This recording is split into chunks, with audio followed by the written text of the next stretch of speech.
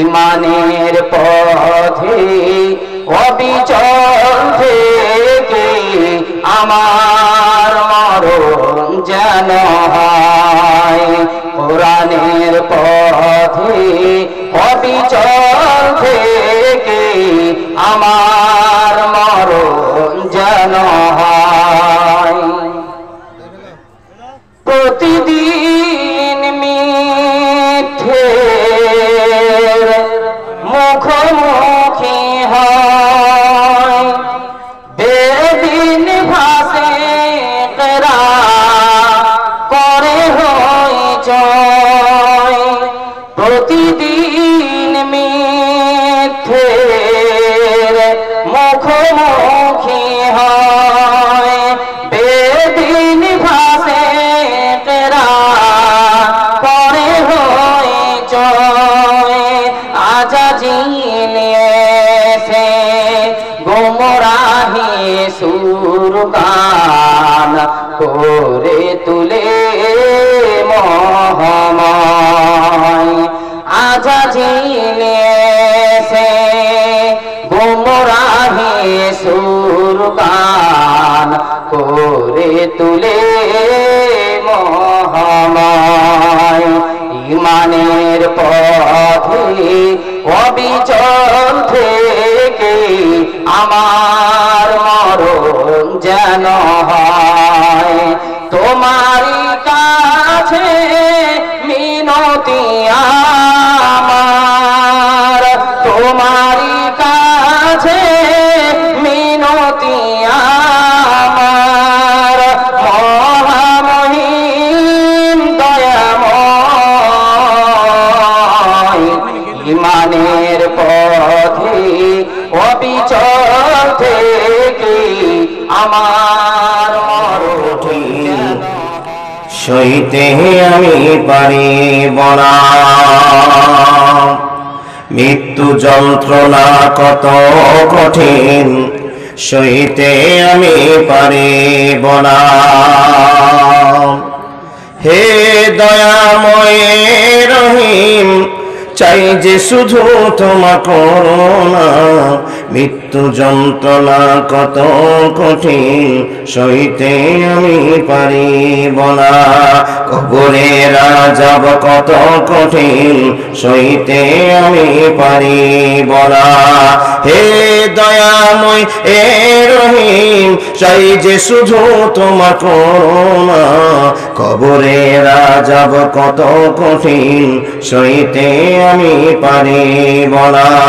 মসজিদের ওই খাটলাখানা আসবে একদিন তা সবার জানা। মসজিদের ওই পালকিখানা আসবে একদিন তা সবার জানা। বই পাতায় আর গরম পানি গোসল দিবে কয়জনা। গোসল শেষে সাদা কাফনে নিয়ে যাবে তোমায় সোনা। গোসল শেষে সাদা কাফনে নিয়ে যাবে তোমায় মোনা। কবরের আযাব কত কঠিন, সইতে আমি পারিব না। হে দয়াময় এ রহিম, চাই যে শুধু তোমার করুণা। মৃত্যু যন্ত্রণা কত কঠিন, সইতে আমি পারিব না। মুনকার নাকির আসবে ঘরে। কবরে মুনকার নাকির আসবে, এটা জানেন তো? মুনকার নাকির আসবে ঘরে সওয়াল করিতে আমার কাছে। মুনকার নাকির আসবে ঘরে সওয়াল করিতে আমার কাছে। সেই সওয়ালের সঠিক জবাব আমায় ভুলে দিও না। কবরের আযাব কত কঠিন, সইতে আমি পারিব না। মৃত্যু যন্ত্রণা কত কঠিন, সইতে আমি পারিব না। হে দয়াময় হে রহিম, চাই যে শুধু তোমার করুণা। কবরের আযাব কত কঠিন, সইতে আমি পারিব না।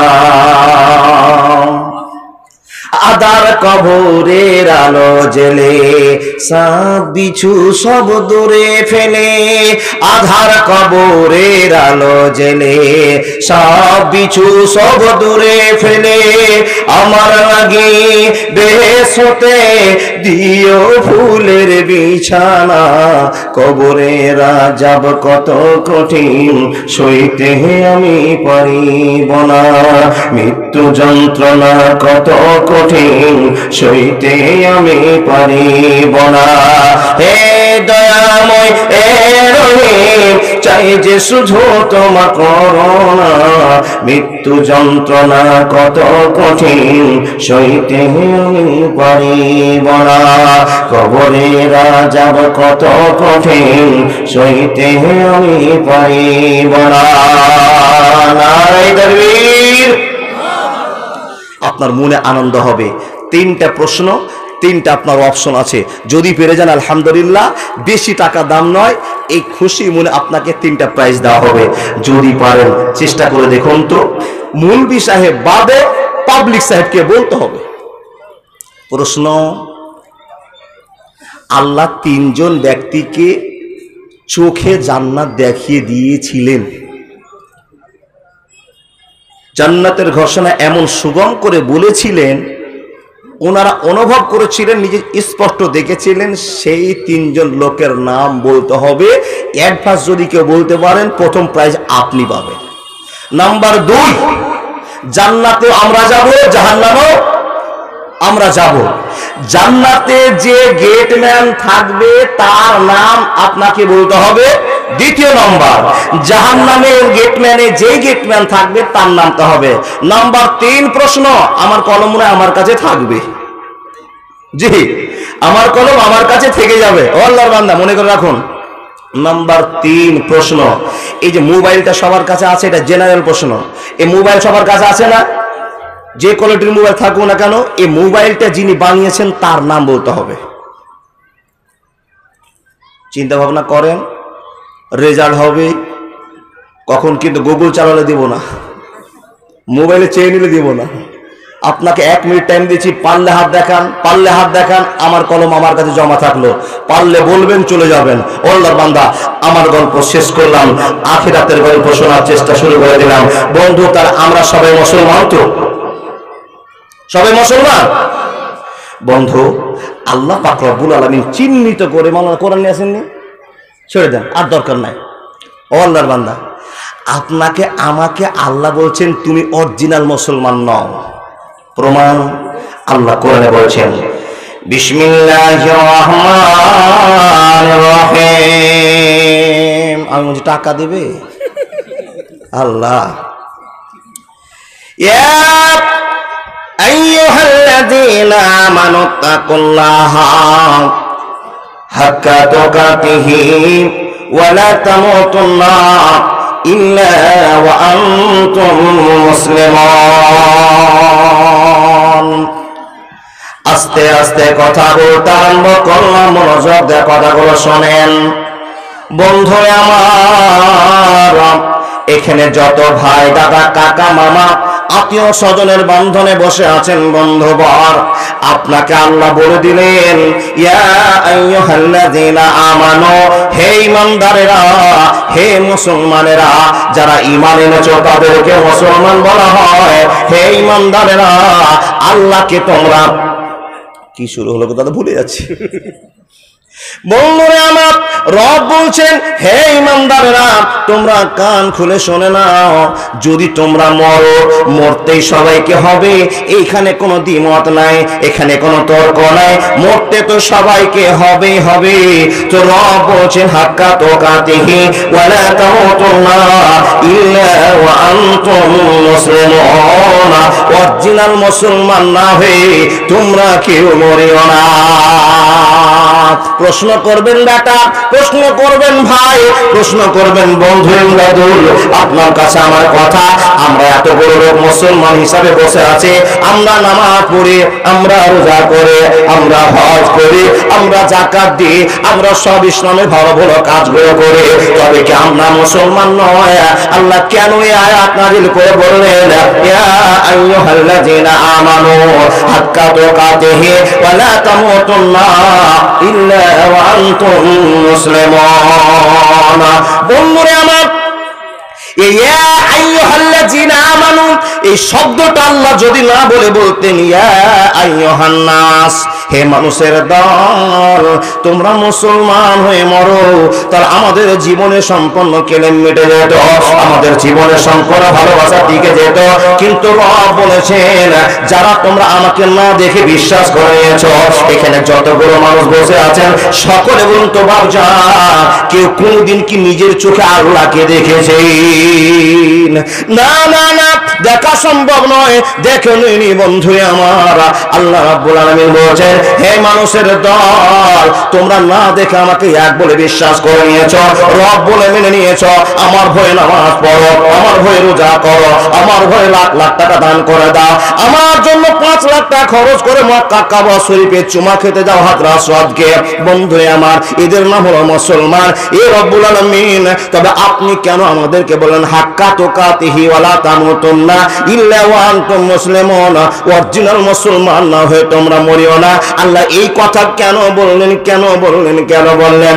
আল্লাহকে যদি জিজ্ঞেস করা হয়, তো আমাদের নিজের অন্তরকে যদি একবার প্রশ্ন করা হয়, আমরা অরিজিনাল ভাবে আল্লাহর প্রিয় বান্দা মুসলমান হতে পারিনি।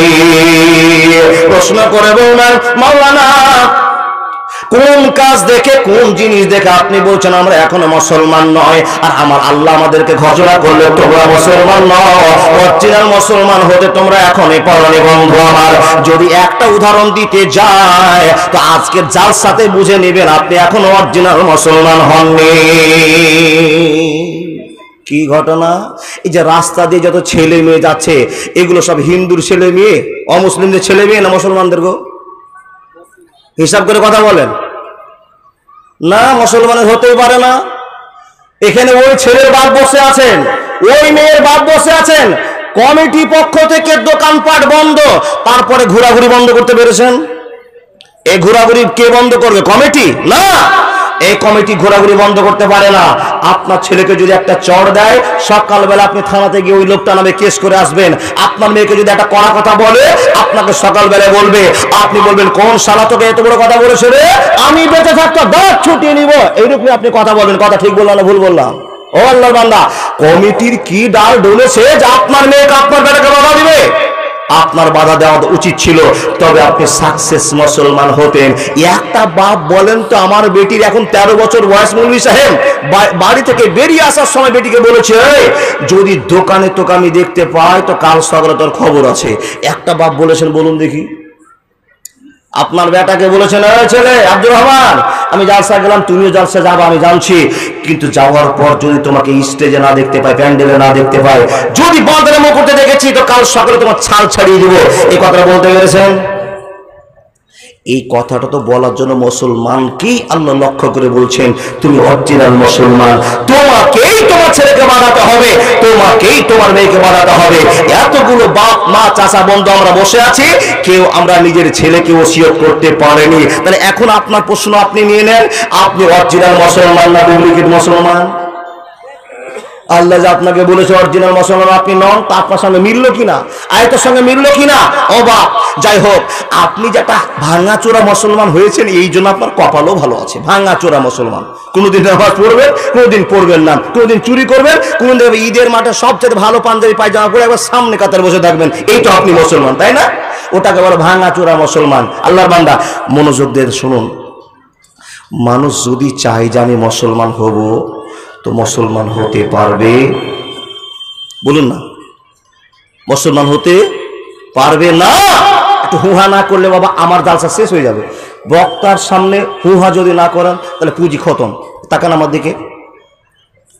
যারা আমরা মুসলমান, আল্লাহ আপনাকে আমাকে দয়া করেছেন, তাই আমি কিন্তু মুসলমান হয়েছি, এমনিতে নয়।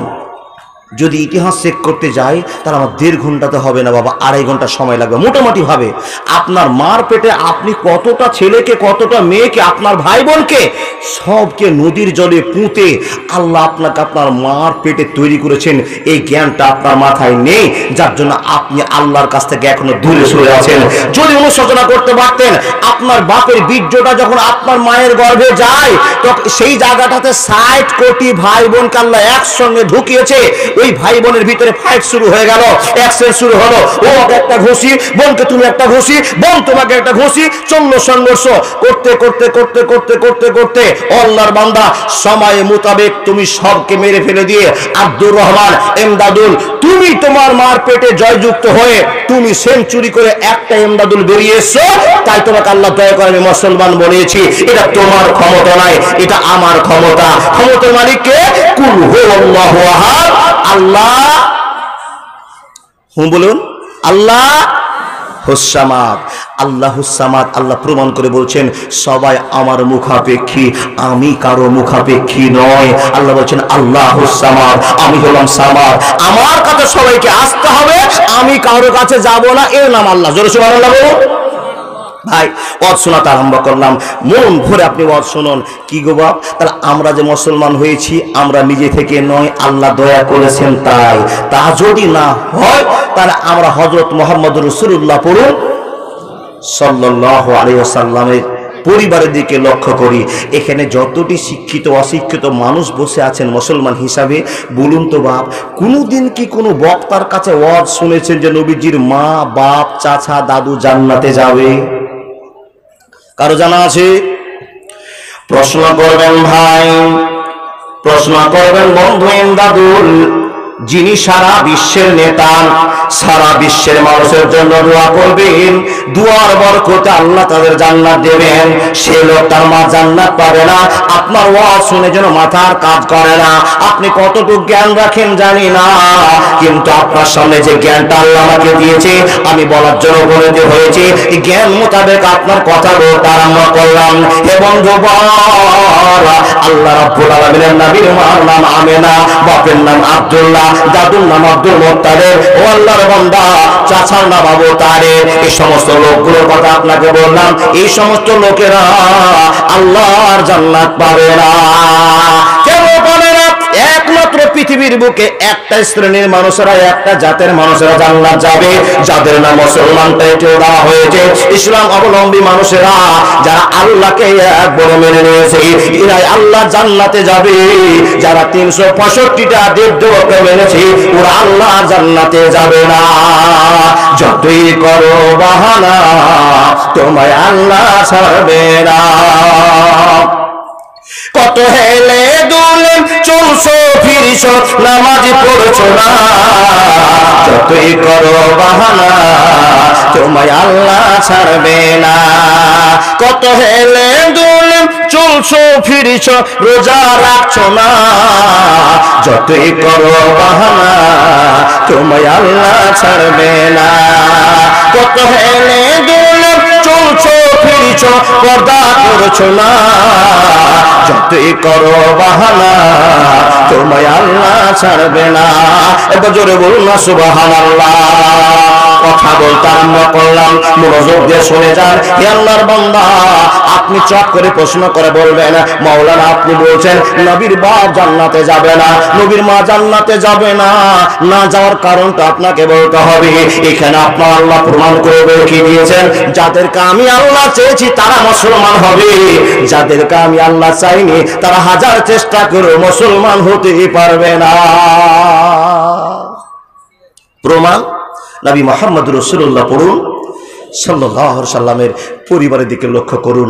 বেটা জান্নাতি লোকের ঠিকাদার, ছেলে নিজে জান্নাতের সার্টিফিকেট প্রাপ্ত লোক, এবং ওনার হাতের যে এক গ্লাস পানি পেয়ে যাবে 50,000 বছর তাকে পিয়াসা লাগবে না। সেই লোকটার বাপ মা যেতে পারছেন না জান্নাতে। কত বড় দুঃখের কথা গো। নবী মুহাম্মদ রাসূলুল্লাহ পড়ুন সাল্লাল্লাহু আলাইহি সাল্লাম, হাদিস প্রমাণ করে নবীজি দোয়া করছেন, আল্লাহ আমি এত বড় নেতা, আপনি আমাকে নেতা বানিয়েছেন, আর সব মুসলমান বেঈমান লুচ্চা গুন্ডা থার্ড ক্লাস লোকের জন্য আমি দোয়া করে তাদের জান্নাত নিয়ে যেতে পারবো, আর আপনি আমার বাপ মাকে আটকে রেখে দিলেন। আল্লাহ বলেছেন নবী মুহাম্মদ এটা কপালের খেলা, আমি আল্লাহ চাইনি তাই তোমার মার জন্য বাপের জন্য তোমাকে দোয়া করতে হবে না, তোমার দোয়া এমনিতেই বন্ধ হয়ে যাবে। আল্লাহর বান্দা, তাহলে আমরা মুসলমান হয়ে লাভ করেছি না লস করেছি? একজনই বলল লাভ না লস? অবশ্যই লাভ। মুসলমান একদিন জান্নাতে যাবেই যাবে, আর যেদিন যাবেন সেদিন অপরাধের সাজা সব পাওয়ার পরে আল্লাহ নাহারে হায়াত বলে একটা নহরে একটা গোসলখানাতে আপনাকে নদীতে গোসল করিয়ে দিয়ে পিছনে একটা সিল মেরে দিয়ে জান্নাতে একদিন না একদিন প্রবেশ করাবে। সবাই জানবে এই ছেলেটা এই মেয়েটা আল্লাহর দয়ায় জান্নাতে আসতে পেরেছে, আমলের জন্য পারেনি। মানে সব থার্ডে আপনি আসবেন আল্লাহর দয়াতে। তারা মুসলমানের কপাল ভালো হলো না খারাপ হলো? অবশ্যই ভালো হলো। বন্ধু আপনি বলবেন মাওলানা নবীজির বাপ তো নবীজিকে পেটে রেখেই ইন্তিকাল করেছিলেন, নবীজির মা জন্ম দেওয়ার পর 6 বছর মাত্র নবীকে লালন পালন করেছেন, মরে গিয়েছেন। তারপরে যে চাচারা যে দাদুরা নবীকে এত ভালোবাসলেন সেই চাচা দাদুর কি খবর নেই? বন্ধু আমার এই পরিপ্রেক্ষিতে আপনাকে আলোচনা শোনাতে আরম্ভ করলাম। নবীর মা মারা গেল, 6 বছর বয়সে নবীজিকে রাখার পর চলে গেলেন। বন্ধুরা আমার ছোট্ট বাচ্চা, ইয়াতিম বাচ্চা, বাপও বেঁচে নাই মাও বেঁচে নাই, জীবনটা দুর্দশার মধ্যে কাটতে আরম্ভ হলো। মুসলমান নবীজির দুঃখ যেন মাথার ছাদ ভেঙে পড়তে আরম্ভ করেছে। এমন সময় নিজের দাদু আব্দুল মুত্তালিব ছুটে এসে নবী মুহাম্মদকে কোলে তুলে বলছেন, ও আমার পোতা, ওরে আমার নয়নের মণি, তুমি কান খুলে শুনে নাও, তোমার মা মরে গিয়েছে, তোমার বাপ মরে গিয়েছে, টেনশন করিও না, আমি তোমার দাদু যতদিন বেঁচে থাকবো অসুবিধা হবে না, হবে না, হবে না, অসুবিধা হবে না, হবে না। বন্ধুরে আমার, যার বাপ নাই যার মা নাই জীবনে তার কতটা শান্তি আছে আল্লাহর বান্দা আপনার সকলে বুঝতে পারছে। বন্ধু তাকান, আজকে জালসা গ্রামের নাম কি গো? মালন চা। যেই ছেলেটার বাপ নেই সেই ছেলেটার কাছে একবার দোকানে গিয়ে দাঁড়ান। আপনি আপনার ছোট্ট 8 বছরের বাচ্চাকে নিয়ে গেছেন দোকানে, আপনার ছেলেটা আপনার আঙ্গুলটা ধরে বলছে, আব্বা ওই যে বেলুনটা আমি নিব, বেলুনটা নিব। বেলুন কিনা হলো, বেলুনটা নেওয়ার পর সঙ্গে সঙ্গে আপনার বলছে, আব্বা ওই যে মোটর সাইকেলটা দেখতে পাচ্ছি, মোটর সাইকেলটা নিব। আপনি 20 টাকা 50 টাকা 100 টাকা দিয়ে খেলনা কিনে দিচ্ছেন, আর একটা বাপ হারা এতিম ছেলে আপনার পাশে দাঁড়িয়ে আছে, আপনি লক্ষ্য করেননি, নজর করেননি, ছেলেটা আপনার কাছে দাঁড়িয়ে আছে। বন্ধু আমার, যাদের বাপ নাই যাদের মা নাই তাকে জিজ্ঞেস করে দেখুন জীবনের কত কষ্ট আছে। বন্ধুরে আমার, আল্লাহর নবী বলছেন, ও মানুষের দল, তোমরা এতিমকে ভালোবাসিও, গরিবকে ভালোবাসিও, বাপ হারা মা হারাকে তোমরা ভালোবাসিও। কেন না তাদের মাথার ছাদ নাই, তাদের ভালোবাসার কেউ নাই। আমি তার নিজে ভুক্তভোগী লোক আছে। বন্ধুরে আমার, টাইম গড়গড় করে পার হয়ে যাচ্ছে, বলার টাইম পেলাম না। আল্লাহর বান্দা, যাদের বাপ নাই তাদের কেমন দুর্দশা হয় একটু আপনি খেয়াল করতে আরম্ভ করুন। নবীজির দাদু আসলো কোলে নিল। বন্ধুরে নবীর সব ভরণ পোষণের দায়িত্ব নিলেন, জিন্দেগির কয়েক বছর পার করে দিলেন। বন্ধু কয়েক বছর পার করার পর দাদুটাও মরে গেল, মানুষ করার মতো কেউ থাকলো না। নবীজির 10 জন চাচা, 10 জনের ভিতরে একজন চাচা দৌড়িয়ে এসে বলল, নবী মুহাম্মদ, চাচার নাম আবু তালেব। চাচা এসে বলল, ভাতিজা তোমার মা মরে গিয়েছে, বাপ মরে গিয়েছে, ভাতিজা রে এখন তোমার যে মাথার ছাদ ছিল আব্দুল মুত্তালিব আমার বাপ তোমার দাদু, এই লোকটা তো মরে গেল। ভাতিজা চিন্তা করিও না, করিও না, করিও না, আমার বাড়িতে থাকবা, আমার বাড়িতে খাবা, আমার বাড়িতে ঘুমাবা, যত টাকা দরকার লাগবে আমি তোমার সন্তান ভাই পূরণ করবো। ভাতিজা মোহাম্মদ টেনশন করিও না, করিও না, করিও না। যে ঈমান প্রয়োজনে জ্বলে ওঠে না, যে ঈমান সত্য নয়ের কথা বলে না, যে ঈমান প্রয়োজনে জ্বলে ওঠে না, যে ঈমান সত্য নয়ের কথা বলে না, যে ঈমান বাস্তবে নাই, যে ঈমান অন্তরে নাই, মুখে শুধু ফাঁকা বলি, কি করে তারে বলো ঈমান বলি, কি করে তারে বলো ঈমান বলি, কি করে তারে বলো ঈমান বলি, কি করে তারে বলো ঈমান বলি। মুখ দিয়ে যদি আওয়াজ করেন, অন্তরে প্রেম ভালোবাসা না থাকে, ঈমানদার বলা যাবে না। বা ছোট্ট করে কাহিনী শেষ করতে চাইছি, তার কারণ মাত্র 1.5 ঘন্টা টাইম। বন্ধু, নবী মোহাম্মদের চাচা এসে নবীকে আগলে রাখলেন, ভাতিজা টেনশন করিও না, আমার বাড়িতে খাও, আমার বাড়িতে ঘুমাও। একদিনের গল্প আপনাকে বলি, নবীজি দাদুর বাড়ি ত্যাগ করে চাচার বাড়িতে থাকতে আরম্ভ করলেন। কেউ তো নাই, কার কাছে দিন কাটাবেন? এবার শুধু একটা কথা বলবো যে আল্লাহর দয়াতে আপনি আমি মুসলমান হয়েছি, এই কথাটা বোঝাবার জন্য আপনাকে এতটা পেঁয়াজ মেরে আমাকে লাইনে আসতে হচ্ছে। যেই চাচা নবীকে আদর দিচ্ছেন সেই চাচার নাম আবু তালেব। ওই চাচারই এক বেটার নাম হযরত আলী রাদিয়াল্লাহু তাআলা আনহু। তাহলে আল্লাহর নবী নবী মুহাম্মদুর রাসূলুল্লাহ পড়ুন সাল্লাল্লাহু আলাইহি ওয়াসাল্লাম আর হযরত আলী আপোষে কি হলো গো? আপোষে চাচতো, আপন চাচতো ভাই। আর সেই আলীর সঙ্গে ফাতেমার বিয়ে দিয়ে পরবর্তীতে হলো জামাই। আপনি বলেন মুলি সাহেব আপনিও খ্যাপা হয়ে গেছেন নাকি? চাচতো ভাইয়ের সঙ্গে বেটির বিয়ে দিয়ে জামাই বানা যায়? অবশ্যই যায়, অবশ্যই যায়, অবশ্যই যায়, না হলো কেন বাপ? ছেড়ে দেন, ফতোয়া ফাইলের দরকার নাই, যেটুকু হালাল কথা সত্য কথা শুনুন, জীবন পাল্টিবে। যদি এই প্রশ্ন হয় তো সকালে মাওলানার কাছে আসবেন, শুনে চলে যাবেন, ঠিকভাবে আপনাকে বুঝিয়ে দিবে। কিন্তু আমি বুঝাবার টাইম তো পাচ্ছি না আপনাকে, আমার বিষয়টা আপনাকে শেষ করতে হবে। ও বন্ধু, তো নিজের ছেলেকে আপনারা সবাই আদর করেন তো? আদর করেন তো? আদর করেন তো, তার জন্যই তো আপনার বেটা ত্রিভুজ চুল কাটে আপনার সামনে ঘুরতে পারে। বেশি আদর হয়ে গেছে তাই তো আপনার বেটা ঠাট গেলার ছেলে হয়েছে। বেশি আদর করেন তো তার জন্য তো আপনার ছেলে আজকে ইতর ছেলে হয়েছে। আপনার ছেলের কাছে আপনি শখ করে 20,000 টাকার মোবাইল দিয়েছেন, আর আপনার ছেলে সব সময় মান্নাবে মান্নাবে মান্নাবে মান্নাবে চলছে। কি কথাগুলো ভুল বলছি? যদি ওই ছেলেকে কষে কানের গড়ে দুটো চড় দিতে পারতেন তাহলে ও ছেলে লাইন ঠিক হতো। কথা ঠিক না বল?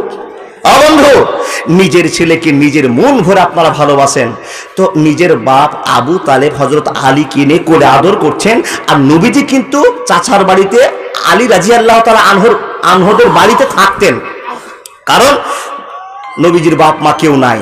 ও আল্লাহর বান্দা, এমনটি সময়ে নবী কোনো প্রয়োজনে টাকা পয়সা নেওয়ার জন্য বাইরে খেলনাওয়ালা এসে এই জন্য দৌড়িয়ে চাচার কাছে আসছেন। চাচার কাছে আসার পর দেখছেন তো চাচার কোলে আমার চাচতো ভাই আলী বসে আছে। বন্ধনে আমার আলীকে দেখে হযরত মুহাম্মদ সাল্লাল্লাহু আলাইহি ওয়াসাল্লাম ব্রেক করে দাঁড়িয়ে গিয়েছেন। আমি যদি এখন চাচার কাছে 5 টাকা চাই তো আলীও তো জোর করে 5 টাকা নেবে। আমার চাচার কাছে টাকা আছে কিনা কি আল্লাহ জানে। আমার মা যদি থাকতো তো মার কাছে ভেজাল করতাম, বাপ থাকলে বাপের কাছে ভেজাল করতাম, দাদু থাকলে দাদুর কাছে ভেজাল করতাম। কিন্তু না না না, ভেজাল করার কোনো জায়গা নাই। আমার একটা বেলুন কেনার বড় শখ লেগেছে, চাচার কাছে বলবো চাচা 5 টাকা দাও, এই আবেদন করতে যাব, কিন্তু যাওয়া মাত্র আলীকে দেখলাম বাপের কাছে আছে। আমি যদি 5 টাকা নিই তো আলীকেও 5 টাকা দিতে হবে। আমার চাচা গরিব মানুষ, নবীজির ব্রেন কত, জ্ঞান কত। বন্ধু আমার, আমাকে তো টাকা দিলে চাচা আমার ভাতিজাকে টাকা দিতে হবে। বন্ধুরা আমার, দুইজন কথা বলছেন, কথা চলছেন। নবী মুহাম্মদ রাসূলুল্লাহ সাল্লাল্লাহু আলাইহি ওয়াসাল্লামকে দেখে চাচার প্রশ্ন জেগে গেল, ওরে ভাতিজা মুহাম্মদ, এত জোরে তুমি দৌড়িয়ে বাড়িতে ঢুকলে, কিন্তু ঢোকার পর তুমি কি উদ্দেশ্যে ঢুকেছো এই কথা তুমি বললে না। তখন নবী মুহাম্মদ বলছেন, চাচা এমনিতে কোনো প্রয়োজন ছিল না, আসলাম দৌড়িয়ে, আমি ব্রেক করে নিয়েছি। বন্ধুরে আমার, চাচা অপূর্ব ভালোবাসা দেখান, অতি ভালোবাসা দেখান। ভাতিজার সামনে নিজের বেটা আলীকে মাটিতে নামিয়ে দিয়ে বলেন, আলী রে এখন কোল থেকে নেমে যা, কোল থেকে নেমে যা। আলী প্রশ্ন করলেন, আব্বা কেন কোল থেকে নেমে যাব, তুমি যে আমার আব্বা, তুমি যে আমার ফাদার, তুমি যে আমার সবশ্রেষ্ঠ মানুষের মধ্যে মানুষ, আব্বা তোমার কোল থেকে কেন আমি নেমে যাব? বাপ কত জ্ঞানী লোক, আলীকে ছোট্ট ছেলেকে বুঝে বলছেন, আলী শোন, মুহাম্মদের বাপ নাই, মুহাম্মদের মা নাই, মুহাম্মদের দাদু মরে গিয়েছে। ওরে আলী শোন, এখন তোকে যদি আমি আদর করি তো মুহাম্মদের কলজা ফেটে যাবে, মুহাম্মদ সহ্য করতে পারবে না। কেন পারবে না? ওর বাপ থাকলে তার কোলে চড়ে এরকম আনন্দ করত। আলী রে নেমে যা, প্রশ্ন করিস না, প্রশ্ন করিস না, আমাকে একটু বাপের সেবা করতে দে মুহাম্মদকে। নবী মুহাম্মদকে নিয়ে বুকে চেপে ধরে ও ঝোর মহিলা চাচা চোখের জল ফেলতে আরম্ভ করেন, আল্লাহ জানি না তুমি নবীর মা আমিনাকে কেন নিয়ে নিয়েছো, জানি না আব্দুল্লাহকে নবীর বাপকে তুমি কেন নিয়ে নিয়েছো, চোখের জল ফেলে দিল। বন্ধুরে আমার, তার এখানে বোঝা গেল চাচা ভাতিজাকে কত ভালোবাসি। আচ্ছা বলুন তো, এরকম চাচা দুনিয়াতে আমাদের আছে গো বাপ? এমন চাচা দুনিয়াতে নেই, কিন্তু এরকম চাচা ফের আছে। কোন চাচা গো? ভাই মরে গিয়েছে, তিনটা ভাতিজার ভাতিজি আছে, ভাইয়ের কিন্তু 17 বিঘা জমি আছে। এই চাচার মনে হয়েছে ভাতিজাকে কি করে রেজিস্ট্রি অফিসে নিয়ে যাওয়া যায়, আর একবার বাম হাতে আঙুলটা ঠুকে দিতে পারলে 17 বিঘা আমার। এই চাচা নাই বাপ? আছে, কিন্তু ওই চাচা নাই, নবীজির চাচার মতো চাচা নেই। দিন পার হয়ে গেল, দিন পার হয়ে গেল। আচ্ছা বলুন তো, এখানে যতটি মানুষ বসে আছেন, কে কোন সময় কোন দিন মরবো কারো জানা আছে? নাই। আজকের টাটকা গল্প আপনাকে শোনান। আমার বাড়ি থেকে মাত্র 10 থেকে 12, একটু বেশি হবে, 20-25টা বাড়ি পর আমার গ্রামে আমার একজন শিক্ষক মুসা হাক্কানি সাহেবের ছোট ছেলে, রাত্রে আমি জালসা করছিলাম আমাদের এলাকায়, বাড়ি থেকে 1 কিলোমিটার দূরে। রাহুল ব্রাদার আমি এক স্টেজে ছিলাম। আজকেও কপালে ছিল আমি আর রাহুল এখানে থাকতাম, কিন্তু কপাল খারাপ আসেনি। গত রাত্রে জালসা করছি, আমার জালসা শুনেছে, রাহুলদা জালসা শুনেছেন। ছোট্ট একটা বাচ্চা বিয়ে করলো, মাত্র 6 মাস বয়স, 18 বছর ছেলেটার বয়স, আর বইয়ের বয়স মাত্র 12 থেকে 13 বছর হবে। বিয়ে করা হলো 6 মাস বয়স। জালসা শুনে আল্লাহর বান্দা বাড়িতে আমাদের এলাকায় এখন সরষা চাষের জন্য হাল চাষ শুরু করেছে। তো নিজের দায়িত্ব পূরণের জন্য বড় দাদাকে না বলে হ্যান্ডেলটা হাতে করে নিয়ে, টাকার আমাদেরকে হ্যান্ডেলটা হাতে করে নিয়ে এসে পাওয়ার টেলার, যেগুলো হাতে চালায় বাবা, পাওয়ার টেলার চিনেন না? পাওয়ার টেলার স্টার্ট দিয়ে 1 পাক দেওয়া হয়েছে জমিতে। কি রকম কৌশলে গিয়ে তার লুঙ্গি আটকে গিয়ে আল্লাহর বান্দা সঙ্গে সঙ্গে পাওয়ার টেলারের ফালে ঢুকে গিয়েছে। বন্ধু, যখনই ফালে ঢুকে যাওয়া, একবারে পাওয়ার টেলার ঘুরতে ঘুরতে ঘুরতে ঘুরতে ঘুরতে সব হাত পা কেটে ছাল চামড়া শেষ করে দিয়েছে, এমনকি ইজ্জতটাও কেটে শেষ হয়ে গিয়েছে। বেঁচে যাবে বেঁচে যাবে এমন গতিতে পাওয়ার টেলার চলছে, কেউ নেই। একই আওয়াজে অনেক দূর 3-4 কিলোমিটার থেকে আওয়াজ তার শোনা গিয়েছে। মানুষ হই হাল্লা করে ছুটে এসে দেখলো গাছে পাওয়ার টেলারটা ধাক্কা লেগে স্টার্ট বন্ধ হয়ে গেছে, ফাল ঘোরাটা বন্ধ হয়ে গেছে। ফাল চলতে গিয়ে পিঠের দাঁড়িতে একখানা ফাল ঘুরে গিয়ে হাত করে গর্ত করে জায়গা করে বসে গিয়েছে। এত চেষ্টা হলো, 1.5 ঘন্টা ধরে ছেলেটাকে বেঁচে আছে, নড়াতে চিৎকার করে উঠছে।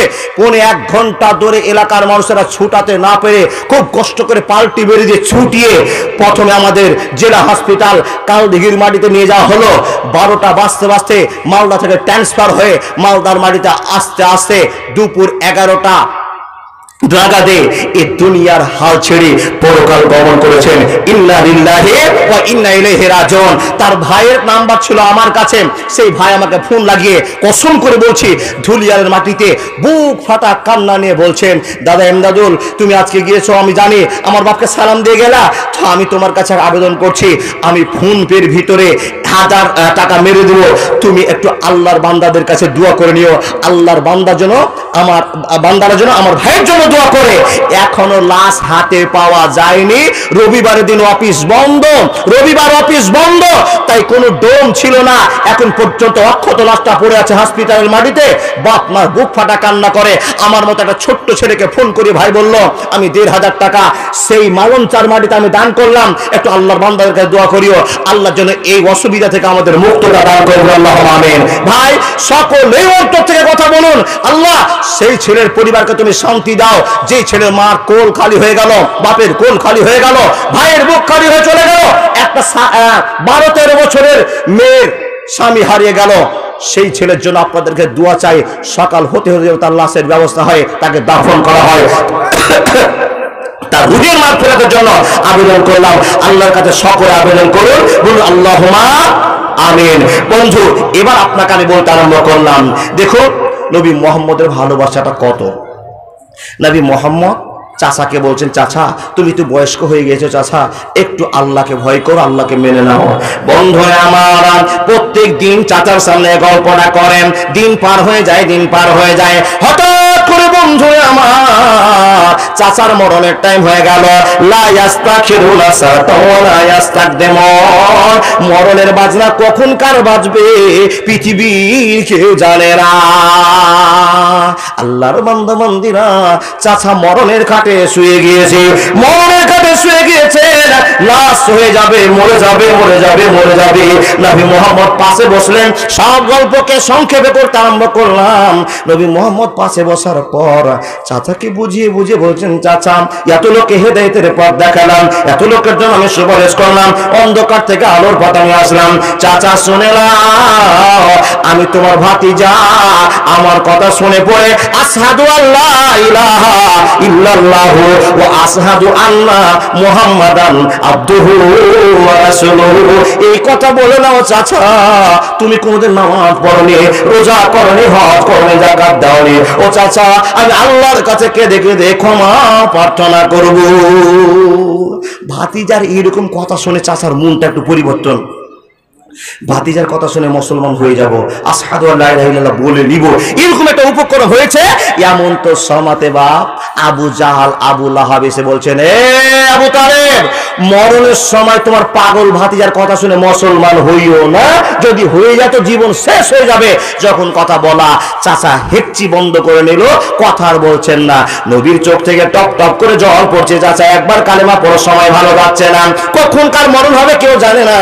লা ইয়াস্তাখিরুনা সাআতাও ওয়া লা ইয়াস্তাকদিমুন। চাচা গো কালেমা পড়ে না, কথা বলতে আছে, বলতে আছে। বন্ধুরে আমার, মালাকুল মউত এসে নবীজির চাচা আবু তালেবের জান কবজ করে নিয়ে চলে গেলেন। ইন্না লিল্লাহি ওয়া ইন্না ইলাইহি রাজিউন বলতে হবে না,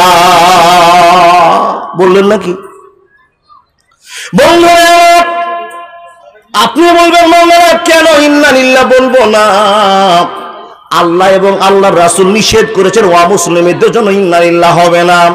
বন্ধুরে আমার, ইনি 360টা আল্লাহকে মানতেন, আল্লাহকে এক বলে মানতেন না। নবী মুহাম্মদকে ভালোবাসতেন বটে, নবী মুহাম্মদ আল্লাহকে চিনতে পারেনি। বেঈমান হালাতে মরে গেল, নবীর চোখ থেকে দরদর করে জল বেরিয়ে আলো। আল্লাহ, যে ভালোবাসা মা দিল না, যে ভালোবাসা বাপ দেয়নি, যে ভালোবাসা আমি দাদুর কাছে পাইনি, চাচার কাছে পেলাম, কিন্তু চাচাকে ঈমান দিতে পারলাম না, মুসলমান বানাতে পারলাম না। আর তখন আয়াত নাযিল হয়ে গেল, ইন্নাকা লা তাহদি মান আহবাবতা ওয়ালাকিন্নাল্লাহা ইয়াহদি মান ইয়াশা ওয়া হুয়া আ'লামু বিল মুহতাদিন। নবী মুহাম্মদ, তুমি চাইলে কাউকে মুসলমান বানাতে পারবে না। আমি আল্লাহ যতক্ষণ না চাইব মুসলমান হবে না, হবে না, হবে না। গোল্ডেন মদিনা, তোমার sweetie Madina, I cannot forget you, dear Medina. I cannot forget you, dear Medina. Cannot forget, good not forget, dear Medina. Cannot forget, good not forget, dear Medina. I cannot forget you, dear Medina. You are better than Arse Mohalla. You are better than Arse Mohalla. Dear Prophet is left in Medina. I cannot forget you, dear Medina. I cannot forget you, dear Medina. একবার জোরে বলুন না সুবহানাল্লাহ। আমি যে গায়কটা বললাম কিছু বুঝলো? মানে মূল বিষয় না বুঝলে কি হলো, ভালো তো লেগেছে, এটাই কথা, ঠিক না বুঝলে কি হলো, ভালো তো লেগেছে। ও আল্লাহর বান্দা, তার আমি চাইলে মুসলমান হতে পারি না, আল্লাহ চাইলে, আল্লাহ চাইলে হবে। কার কথা উদাহরণ দিই? রাহুল জন্ম থেকেই মুসলমান না পরের মুসলমান? রাহুল দা কি গো, সবাই জানেন তো? তাহলে আল্লাহ ওনাকে চেয়েছে, মুসলমান হয়েছে। হ্যাঁ, দেখেন প্রমাণ একটা ইতিহাস। জি, আমার কথাতে মনে হয় মেয়েরা কথা শুনেছে মনে কি গো বাপ, প্যান্ডেল ফুল হয়ে গেছে। ও মা বোন দিদিরা, যারা সামনে জায়গা ফাঁকা করে রেখেছেন, যদি একজন বসার ক্যাপাসিটি থাকে সামনে আপনি একজনকে বসান, এই জন্য বসাবেন পিছনে জায়গা হচ্ছে না। আলহামদুলিল্লাহ কমিটি সম্পূর্ণ ব্যবস্থা আপনাদের জন্য করেছে, কিন্তু এত বড় জায়গা আপনারা এত লোক হবেন জানতেন না। তাই মা বোন আপনার জায়গাটা আপনি সেফটিতে রাখুন, পরবর্তী যে মেয়েগুলো আসছে তাকে বসার সুযোগ করে দিন। আল্লাহর বান্দা, এবার যা ওয়াজ করেছিলাম, এবার আমার মা বোনদের একটা গুরুত্বপূর্ণ বিষয় চলে আসছেন, এই বিষয় থেকে জানতে পারবেন হেদায়েতের মালিক, জোরে বলুন হেদায়েতের মালিক। তাহলে মানুষ হেদায়েত দিতে পারে না, কোন থেকে প্রমাণ হলো? নবী মুহাম্মদুর রাসূলুল্লাহ পড়ুন সাল্লাল্লাহু আলাইহি ওয়াসাল্লাম থেকে প্রমাণ হলো নবীজি নিজেও মানুষকে মুসলমান করতে পারেনি, আল্লাহ চেয়েছেন তাই ওনারা মুসলমান হয়েছেন। নবীর হাতে হাত রেখে অনেক লাখ লাখ মানুষ মুসলমান হয়েছে, কোটি কোটি মানুষ মুসলমান হয়েছে, আল্লাহ চেয়েছিলেন তাই। কিন্তু বাবা এটা যদি আপনি প্রমাণ করতে চান তো নবী মুহাম্মদ তো নিজের বাপ চাচা দাদাকে মুসলমান করতেই পারতেন, পারলেন না কেন? এই ক্ষমতার মালিক কে? আল্লাহ। প্রমাণ দেখেন, কার গল্প করব? আপনারা সবাই বিয়ে করছেন যারা, তাদের জন্য। যারা বিয়ে করেনি এই জগৎ সম্পর্কে তোমার জ্ঞান নাই, তুমি একটু চুপচাপ শোনো, যেদিন বিয়ে করবা সেদিন ঝালাসটা বুঝবা, বউয়ের কি ঝালা। তাকান আমার দিকে যারা বিয়ে করছেন, এখানে একটা লোক কাজে হাত দেখে বলুন মাওলানা জীবনে আমার স্ত্রীর সঙ্গে কোনো ঝগড়া আমার হয়নি, একটা লোক দেখান দেখি। হ্যাঁ, এই খবর কারো কাছে নাই বাপ। আমি বক্তাও দেখাতে পারবো না, মানে মাঝে মাঝে তুল কালাম চলে। হ্যাঁ, ও আল্লাহর বান্দা, তাহলে বাড়িতে যাকে মানুষের মতো মানুষ করে রাখতে, যার সেবা করতে মাথার ঘাম পায়ে টপ করে পড়ে যায়, তার কাছেও আপনি অরিজিনাল হতে এখনো পারেন নি। ফের সময়ে ঝামেলা লাগে, ঝামেলা লাগাটা পরিবারের সহজ ব্যাপার, কিন্তু ইবলিস শয়তান তখনই বেশি খুশি হয় যখন স্বামী স্ত্রীর ভিতরে ঝামেলা লাগাতে পারে। কিন্তু মা বোন, প্রতিটা ফ্যামিলিতে ঝামেলা আছে। মা বোন দিদি একটু কান খুলে শোনেন, যদি সময়ের ভিতরে কোনো বাড়িতে অঘটন ঘটে যায়, হয় আপনি সিলিন্ডার হন, ছোট হন, নাহলে আপনার স্বামীকে আদেশ করছি আপনি একটু ঠান্ডা হয়ে যান। ঠান্ডা হলে বাড়ির ঝামেলা মিটতে পারে, নাহলে একবারে কাশ্মীর আর পাকিস্তান ভিড়েই থাকবে। বা জি মা বোন, আপনাকে লক্ষণীয় জন্য আপনি আলোচনা বসে আবেদন করছি, বাড়ির ঝামেলা যদি হয়ে যায় আপনি ঠান্ডা হয়ে, স্বামীর রাগ বেশি, গরম বেশি, শক্তি বেশি, তাই একটা চড় মারতে আপনাকে পারে, যদি মেরে দেয় তো আপনি আল্লাহকে বিচার না দিয়ে ঠান্ডা হয়ে, কোন কারণে আপনি ভুল করেছেন তাই স্বামী রেগেছে। নবী মুহাম্মদ রাসূলুল্লাহ পড়ুন সাল্লাল্লাহু আলাইহি সাল্লামের জীবনেও ঝামেলা হয়েছি। লোক এখন ওই ঝামেলা বলতে গেলে আমার 1.5 ঘন্টা আবার শেষ। তাকান, হেদায়েতের মালিক, আবার বলুন, জোরে বলুন আল্লাহ। প্রমাণ, স্বামী স্ত্রী ঝগড়া লাগাচ্ছেন, কে? আল্লাহর খেলার মালিক, আল্লাহই খেলার মালিক। মেয়েটার নাম ইতিহাস যা প্রমাণ করে, মেয়েটার নাম হলো হিন্দা। কি বললাম? হিন্দা। হিন্দার স্বামীর নাম স্পষ্ট নয়, ছেড়ে দিলাম কথা। হিন্দা একটা দামি মহিলা। কেমন দামি মহিলা আপনাকে এক্ষুনি বলবো। দামি আপনারা ভাবছেন না কম দামি ভাবছেন? মনে করুন তো বাপ, এই হিন্দা নামে মেয়েটা নবী মুহাম্মদ রাসূলুল্লাহ বলুন সাল্লাল্লাহু আলাইহি ওয়াসাল্লামের এক চাচার নাম তার আমির হামজা। আমির হামজাকে লোক দিয়ে মার্ডার করিয়ে, শহীদ করিয়ে দিয়ে, আমির হামজার কলিজাটা টাকা দিয়ে এক গোলামকে ক্রয় করেন, গোলামকে মার্ডার করিয়ে দিল। গোলামের নাম ওয়াসি। ওয়াসিকে বললো আমির হামজার কলিজা যদি আমার কাছে দিতে পারো তোমাকে আমি বড় একটা মেডেল দিব এবং তোমার দাসত্ব জীবন থেকে আমি মুক্ত দিব। লোভে ওয়াসি এই লোকটা গিয়ে নবী মুহাম্মদের চাচা আমির হামজার কলিজা বের করে জান্নাতে পাঠিয়ে দিয়ে কলিজা বের করে হিন্দার হাতে দিল। হিন্দা কি করলো? প্রতিশোধ গ্রহণের জন্য ছোট ছোট করে কলিজার পিস করে বাবা দাঁতে চিবিয়ে চিবিয়ে চিবিয়ে চিবিয়ে মানুষকে দেখিয়ে দিল যে আমি নবীর চাচা আমির হামজাকে পদতলে পদস্ফীত করলাম, আমি নোংরা মানুষকে নোংরা জায়গায় রেখে দিলাম। কিন্তু আদৌ থেকে নবী মুহাম্মদ রাসূলুল্লাহ সাল্লাল্লাহু আলাইহি ওয়াসাল্লাম চাচা নোংরা আমির হামজা ছিলেন না। জান্নাতি লেভেলের মানুষ, জান্নাতি মানুষের কলিজা বের করে মানুষের সামনে ওপেন করে দেখানো, আমার প্রতিশোধ গ্রহণ করলাম। আচ্ছা বলুন তো মেয়েটা ভালো না খারাপ? খারাপ। এই জন্য খারাপ। একটা পুরুষের আবার কি দেখেন, পুরুষের তো পুরুষের, তারপরে জান্নাতি লোকের কলিজা বের করে গোটা গ্রামবাসীর কাছে দেখে বললো আমি রাগ মিটালাম, রাগ মিটালাম, রাগ মিটালাম। মেয়েটাকে ভালো বলা যাবে না, 5 মিনিট পর আপনি সেই মেয়েটাকে ভালোবাসবেন। দেখেন মেয়েটার বাড়ি, এই যে এটা বোঝার জন্য বলছি, এটা হলো বাড়ি, এখানে স্বামী স্ত্রী থাকে, আর ঠিক 10টা 11টার সময় আপনার ছেলেমেয়েরা সব স্কুল কলেজে চলে যায়। দেখেন ঝামেলার লাগছে কি করে, লাগছে তো কেমন ভাবে বা পরিবারের ঝামেলা। এটা বাড়িতে কেউ নাই, হিন্দার স্বামী একজন ব্যবসায়িক লোক, সেই হিন্দাকে বলছে, হিন্দা তুমি বাড়িতে থাকো, আমি এই চাঁদপুর থেকে গিয়ে একটু বাজার টাজার করে আসছি, তুমি একটু বাড়িতে অপেক্ষা করো। ঠিক আছে যাও। চলে গিয়েছে। আর উনি বাজারে 11টার সময় গিয়েছেন, আর হিন্দার স্বামীর এক বন্ধু স্বামীর কাছে কোনো প্রয়োজনীয় টাকা পয়সা ধারের জন্য বাড়িতে ঢুকেছেন। বন্ধুটা বাড়িতে ঢুকে দেখছে বাবা বাড়িতে কেউ নাই। আচ্ছা বলুন তো, যত মুসলমান আছে যদি কারো বাড়ি ঢুকতে হয় তো সর্বপ্রথমে কি করতে হবে গো? সালাম দিতে হবে। তাহলে আপনারা সালাম দিয়ে ঢুকেন না হুড় করে ঢুকেন? সালাম দেন না। সালাম দিলে তো বৌদি সতর্ক হয়ে যাবে না? বৌদিকে দেখার জন্য তো আপনি গিয়েছেন, তো বৌদিকে সালাম দিয়ে ঢুকবেন না? সালাম দেননি।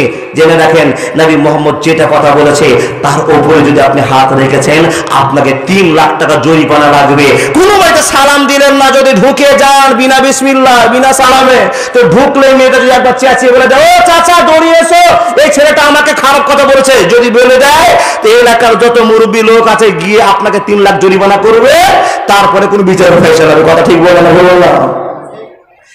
30 জনে লাথি খাবেন, শুধু নবীকে একটা জায়গাতে মানলেন না তার কারণে 30 জায়গাতে লাথি খাবেন, 2টো ঘুষি খাবেন, 3 লাখ টাকা জরিমানা দিবেন, 1 বছরের জন্য আপনাকে দিল্লি কাটিয়ে আসতে হবে, এলাকায় সম্মান বাঁচাতে পারবেন না। আর যদি সালাম দিয়ে ঢুকতেন ঝামেলা হতো না। নবী মুহাম্মদুর রাসূলুল্লাহ সাল্লাল্লাহু আলাইহি ওয়াসাল্লাম বলছেন, আর আল্লাহ নবী বলছেন, লাকাদ কানা লাকুম ফি রাসূলিল্লাহি উসওয়াতুন হাসানা। আমি যেই রকম তোমাদের চলতে বলি, আমি যেই রকম তোমাদের দৌড়তে বলি, আমি যেইভাবে তোমাদের টেকনিক খাটাতে বলি, সেই মতো তোমাদের জীবন যাত্রা করো, অসুবিধা হবে না, হবে না, হবে না। স্বামী বাইরে, স্ত্রী ভিতরে। এক বন্ধু বাড়িতে ঢোকে, ও হান্নান ভাই বাড়িতে আছো? তো হান্নান ভাই তো কোথায়? বাজারে। বাড়ির ভিতরে ঢুকে দেখে কোন ছেলে মানুষ নাই। দেখছেন তো হিন্দা নামে বউটা আমার বন্ধুর বউটা টিবলের পাশে কোনো কাজ নিয়ে পাগল হয়ে আছে। তো বন্ধু চিন্তা করলো আমার বন্ধুর সাথে তো আমার দরকার, এই বন্ধুর বউয়ের সাথে তো দরকার নয়। তাই ছেলেটা সিদ্ধান্ত করে, বা ভালো উদ্দেশ্য নিয়ে গিয়েছিল, উদ্দেশ্য পূরণ হলো না, বাড়ি থেকে আবার বেরিয়ে যাচ্ছে। আর বন্ধু বাজার থেকে বাড়িতে ঢুকছে। আচ্ছা বলুন তো, ফাঁকা বাড়ি, বউ একলাই বাড়িতে আছে, এক বন্ধু টাটকা জোয়ান ছেলে বাড়ির ভিতর থেকে বেরিয়ে যাচ্ছে আর বাজার থেকে ঢুকছে, কিরকম ঝামেলা আটকাতে পারে? কি গো বা, কিছু বুঝতে পারলেন না? হ্যাঁ বুঝতে পারবেন তারা যারা দিল্লিতে থাকেন আর বউকে এই যে বড় মোবাইল দিয়েছেন ওনারা বুঝতে পারবেন।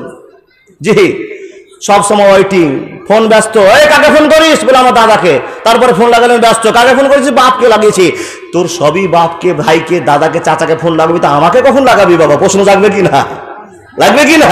15,000 টাকা তাহলে শখ করে মোবাইল দিয়েছেন, ও যদি বন্ধুকে লাগিয়ে রাখবে তো আপনার খবর নিবে কখন? এখানে স্বামীর সন্দেহ জাগতে পারে। নবী মুহাম্মদের কাছে এই বিচার গিয়েছিল, আল্লাহর বান্দা তাহলে ঝামেলাটা লাগছে। চোখ রাঙিয়ে বন্ধুকে বলে, এই 11টার সময় বাড়িতে কেউ নাই, বাড়িতে আমার একলাই সুন্দরী বউ আছে আর তুমি বাড়ি থেকে বেরিয়ে যাচ্ছ, কি ব্যাপার? বলে ভাই তোমার কাছে 2000 টাকা ধার নেওয়ার জন্য এসেছিলাম, তো তোমাকে পেলাম না, ভাবিকে কিছু বললাম না, তাই বেরিয়ে চলে যাচ্ছিলাম, যদি আপনাকে রাস্তায় দেখতে পাই। বন্ধুকে তো খুশি মনে বিদায় দিল, কিন্তু ভিতরটা হাওড়া হুগলি চালু হয়ে গেল। কি হাওড়া হুগলি? বন্ধুরে আমার তোমাকে বিদায় দিলাম বটে, কিন্তু ভিতরটা আমার স্থির হয় না, না জানি আমার স্ত্রীর সঙ্গে কি তুমি কি প্রেমের জালে ফেসে গিয়েছ। বন্ধু আমার একটা কথা বুঝাবো, ইন্নাকা লা তাহদি মান আহবাবতা ওয়ালাকিন্নাল্লাহা ইয়াহদি মান ইয়াশা ওয়া হুয়া আলামু বিল মুহতাদিন। হিদায়াতের মালিককে জোরে বলতে হবে। এ আল্লাহর বান্দা বান্দিরা, এবার আমার বাড়িতে গিয়ে স্ত্রীর সামনে হিন্দার স্বামী চোখ বড় বড় করে কথা বলে, হিন্দাম আমি 15 বছর থেকে তোমার সঙ্গে সংসার করছি, আমাদের 2টো ছেলে মেয়ে হয়ে গিয়েছে, আমি জানতাম না তুমি এত খারাপ বেটি ছেলে, আমি জানতাম না তুমি এত নোংরা মেয়ে। হিন্দা চোখ বড় বড় করে স্বামীকে বলছে, স্বামী গো আপনি কেন অবন্তর কথা বলছেন? ও আল্লাহর বান্দা, আপনার এই কথা শুনে তো আমার মাইন্ড কাজ করে না, আমার মন যেন স্থির থাকতে পারে না, আপনি কেন নাম টান করে কথা বলছেন? কি হয়েছে কি হয়েছে? তখন হিন্দা স্বামী বলছে, কি হয়েছে তুমি কি জানো না? আমাকে বাদ দিয়ে আমার বন্ধুর সঙ্গে তুমি প্রেম লাগিয়ে দিয়েছো। একবার জোরে বলুন না সুবহানাল্লাহ। ও আল্লাহর বান্দা শোনো, স্বামী স্ত্রীর তর্কাতর্কি চলছে, এক পর্যায়ে হিন্দার স্বামী বলছে, যতদিন আমার পার হয়েছে না জানাতে পার হয়েছে, আজকে চোখে দেখে নিয়েছি তোমাকে আর আমি বিছানায় নিয়ে ঘুমাতে পারবো না, তোমাকে সকাল হলেই তালাক দিয়ে দিব। বন্ধুরে আমার, টাইম সংক্ষেপের জন্য কাটতে আরম্ভ করলাম। এ বন্ধু, স্ত্রী কোনো ভুল না বুঝতে পেরে বন্ধুরা আমার জোরহাত করে স্বামীকে বলছে, স্বামী গো 15 বছর ধরে সংসার করলাম, 30 বছর ধরে সংসার করলাম, কি তুমি সন্দেহ করছো জানি না, কি ভুলের জন্য তালাক দিবে সেটা বুঝতে পারে না, তুমি কি সন্দেহের মধ্যে পেয়েছো আমাকে বলে দাও। বলে আমাকে বাদ দিয়ে ওই ছেলের সঙ্গে প্রেম করে, এটা আমার চোখের দেখা, তোমাকে সংসারে রাখবো না রাখবো না রাখবো না। একদিন চলে গেল, বিচার হলো না, 2 দিন চলে গেল, বিচার হলো না। গ্রামের লোককে ডেকে বেড়ালো, গ্রামের লোক বুঝে বললো, হিন্দার স্বামী তুমি কান খোলা শোনে নাও, তোমার বউ বলছে আমি সতী, আর তুমি বলছো না তোমার সতী নাও, দুইজনে ঝামেলা একটাই মীমাংসা করতে পারা যায়। ও আল্লাহর বান্দা শুনে নাও, বিশ্বাসের উপরে বস্তু মিলে, স্বামী যদি কেলেম হয় তো স্ত্রী ঢাকবে, স্ত্রী কেলেম হলে স্বামী ঢাকবে, এটাই তো জীবনের সংঘর্ষের জীবন, তুমি ক্ষমা করে দাও। হিন্দার স্বামী একই বাক্যে বললো, আমি এই বউকে রাখতে পারবো না। এরকম হওয়াটা স্বাভাবিক না? বা যদি মেয়ে স্ত্রী আপনার কোনো ফোন করে, আপনাকে বাদ দিয়ে কারোর সঙ্গে প্রেম করে, তো আপনি ওকে বাড়িতে রাখবেন না তালাক দিবেন? কি গো, মানে 3 বার ধরা পড়লো রাখবেন, এটা প্রমাণ করছেন নাকি? রাখবেন না, রাখতে পারবেন না, টেনশন হবে। নবী মুহাম্মদ রাসূলুল্লাহ পড়ুন সাল্লাল্লাহু আলাইহি ওয়াসাল্লাম টেনশন হলো কাকে নিয়ে? মা আয়েশাকে নিয়ে। একটা বাজে কথা আপনার সামনে বলছি না, টেনশন হলো কাকে নিয়ে? মা আয়েশাকে নিয়ে। কেন হলো টেনশন? বলে সাফওয়ান বিন মুআত্তাল একটা লোক, এই লোকটার সঙ্গে নাকি আমার ছোট স্ত্রী আয়েশা প্রেমের জালে ফেসে গেছে। নাউযুবিল্লাহি মিন জালিক। অবান্তর কথা উঠে গেল, বা দুর্মান ছড়ে গেল, নবীজি টেনশন শুরু হয়ে গেল। টেনশন ছাড়া কারো জীবন নয়। ঝামেলার কথা বাদ দিয়ে দেন, বিচার হলো না, 3 দিন ধরে বিচার হচ্ছে। বয়স্ক লোকের ভিতর থেকে একজন লোক উঠেছে, বলছেন এই বাড়িতে কি হচ্ছে গো? আমি 3 দিন থেকে ঘুরছি, কোনো খবর পাচ্ছি না, আর তোমাদের এই ঝামেলাটা মিটছে না, কি হচ্ছে বলো তো? বলে চাচা, এটা সন্দেহজনক একটা কাজ চালু হয়ে গেছে, স্বামী স্ত্রীর ভিতরে ফাটল ঢুকেছে, এই জন্য সমস্যা দাঁড়িয়েছে, তো এই সমস্যা মিটাতে পারছি না। যখন এই কথা বললাম, বয়স্ক লোকেরা জ্ঞানী হয়, বয়স্ক লোকেরা বিবেচমান হয়। বন্ধুরা আমার, সেই জ্ঞানী লোকটা বলতে আরম্ভ করলেন, এই বিচার খুব তাড়াতাড়ি সমাধান হয়ে যাবে, তোমরা যদি আমার কথাটা শোনো, আমার কথাটা মেনে নাও। সবাই বললো, চাচা কি ফাইসালা আছে তুমি একবার বের করে দাও। বয়স্ক লোকটা বললো, চাঁদপুর ব্রিজে চলে যাও, ডান দিকে একটা বাড়ি আছে, ওই বাড়িতে একটা কবিরাজ বসে আছে, কবিরাজটা দারুণ কবিরাজ, ইলমের পণ্ডিত, তাওরাতের পণ্ডিত, জব্বুরের পণ্ডিত, ভালো একটা জ্ঞান সঞ্চালন করতে পারে, তোমরা তার কাছে চলে যাও, সে গণনা করে বলে দিতে পারবে তোমার হিন্দা বউটা সতী না অসতী। কথা শুনে 30 জনকে সঙ্গে করলে হিন্দা স্বামী বউকে পরীক্ষা করতে গেল কোথায়? কবিরাজের বাড়িতে। অবাক স্ত্রী বলছেন, স্বামী গো অযথা আপনি আমাকে নিয়ে টেনশন করছে, আমি কোনো গুনাহ করিনি, আমি কোনো ভুল করিনি, কারোর সঙ্গে আমি প্রেম করি না, আপনার কোনো সমস্যা দাঁড়িয়েছে, আপনি সমস্যাটা ত্যাগ করুন, আমাকে ভালোবাসা দেন। অনেক কথা বলছেন, কোনো কথা শুনছেন না, চলো আজকে তোমাকে পরীক্ষা করতে যাচ্ছি। ও বন্ধু, আবার বলুন, হেদায়েতের মানে কে? হেদায়েতের মালিক যদি আল্লাহ হয়, তো এখান থেকে আপনাকে বুঝে নিতে হবে পৃথিবীতে কেউ হেদায়েতের মালিক নয়, নিশ্চয় হেদায়েতের মালিকের নাম আল্লাহ। বন্ধুরা, 30 জন লোককে নিয়ে বউকে পরীক্ষা করবার জন্য চলতে আরম্ভ করলেন চাঁদপুর ব্রিজে। কবিরাজের কাছে গেলেন, মাইকমান আওয়াজ কম হচ্ছে, কবিরাজের কাছে গেলেন, সম্পূর্ণ ঘটনা খুলে বললেন। কবিরাজ বললেন 30 জন লোক তোমরা বাইরে বসে থাকো, আমি আমার তদন্ত করে দেখি, আমার ইলমকে খাটিয়ে দেখি কি ব্যবস্থা করা যায়। বন্ধুরে আমার, মেয়েটাকে জিজ্ঞেস করলো তোমার নাম কি? আমার নাম হিন্দা। তোমার নাম কি? ওমো। তোমার গ্রামের নাম কি? ওমো। সম্পূর্ণ খুলে দেওয়ার পরে লোকগুলোকে বসিয়ে রেখে ভিতরে চলে গেলেন গবেষণা করতে। 8 ঘন্টা ধরে গবেষণা করলেন, নিজের জ্ঞান গরিমাকে খাটালেন, আর খাটিয়ে দেওয়ার পর 8 ঘন্টা পর এসে মানুষের সামনে বলছেন, মাথাটা টনকে টনকে টনকে টনকে যে কথাগুলো বলছে বন্ধুরে আমার, এই কথাটা টনকে দিয়ে এলাকার মানুষকে জানিয়ে দিয়ে বলছেন, ও হিন্দার স্বামী তুমি শুনে নাও, তোমার কত কপাল ভালো যে এত সুন্দর বেটি ছেলে আল্লাহ তোমার কপালে দান করেছে। আচ্ছা বলেন তো, বিচারটা উল্টা হয়ে গেল না? স্বামী বলছে আমার বউ খারাপ, আর কবিরাজ বলছেন না তোমার বউ ভালো, তুমি খারাপ। উল্টা হয়ে গেল না বাপ? উল্টা তো হবেই। কেন হবে? যে আপনি অরিজিনাল স্বামী এখনো হতে পারেননি, আর আপনি অরিজিনাল বউ পাননি। ঝামেলা তো এখানে। আপনি নবী মুহাম্মদ রাসূলুল্লাহ সাল্লাল্লাহু আলাইহি সাল্লামের তারিকা মানেননি, তাই তো আপনার জীবনে এত সমস্যা। সমস্যা কি মাওলানা? ঝামেলা লেগে গেল। কবিরাজ বলছেন শোনো, 30 জন মানুষ, যেই মেয়েটাকে তুমি খারাপ বলছিলে না, আর খারাপ বলিও না, তোমরা কেউ খারাপ বলিও না। তুমি জানছো মেয়েটা খারাপ, কিন্তু এই গবেষণাতে বলছে মেয়েটা খারাপ নয়, অরিজিনাল খারাপ তুমি আছো। বাপজান, আপনার স্ত্রী যদি কাউকে ফোন করে তাহলে আপনি ওকে মারেন, গাল দেন, বকেন, তাকে বাড়ি থেকে বের করে দেন, তালাক দেওয়ার সিদ্ধান্ত করে দেন। কিন্তু আপনার মতো লুচ্চা লোকটা বউকে বাড়িতে রেখে রাত 11টা পর্যন্ত ফোনে গল্প করে মাঠের ভিতরে, আপনাকে কে তালাক দিবে? আপনাকে কে তালাক দিবে? কথাটা ভুল না সেই গোয়া? 1000টা মেয়ে যদি প্রেম করে তো 1000টা ছেলেও এখন বাপ চাচার 3টে ছেলে রাখার প্রেম করছে। কথাটা আমার কাটতে পারবেন না। ও বন্ধু, কবিরাজ বলছেন ঝামেলা শেষ, তুমি নিজে খারাপ, তোমার স্ত্রী খারাপ নয়। বন্ধু আমার, যখন কথাটা প্রমাণ করে দেখিয়ে দিল, হিন্দার স্বামীর মাথাটা ঠান্ডা হলো।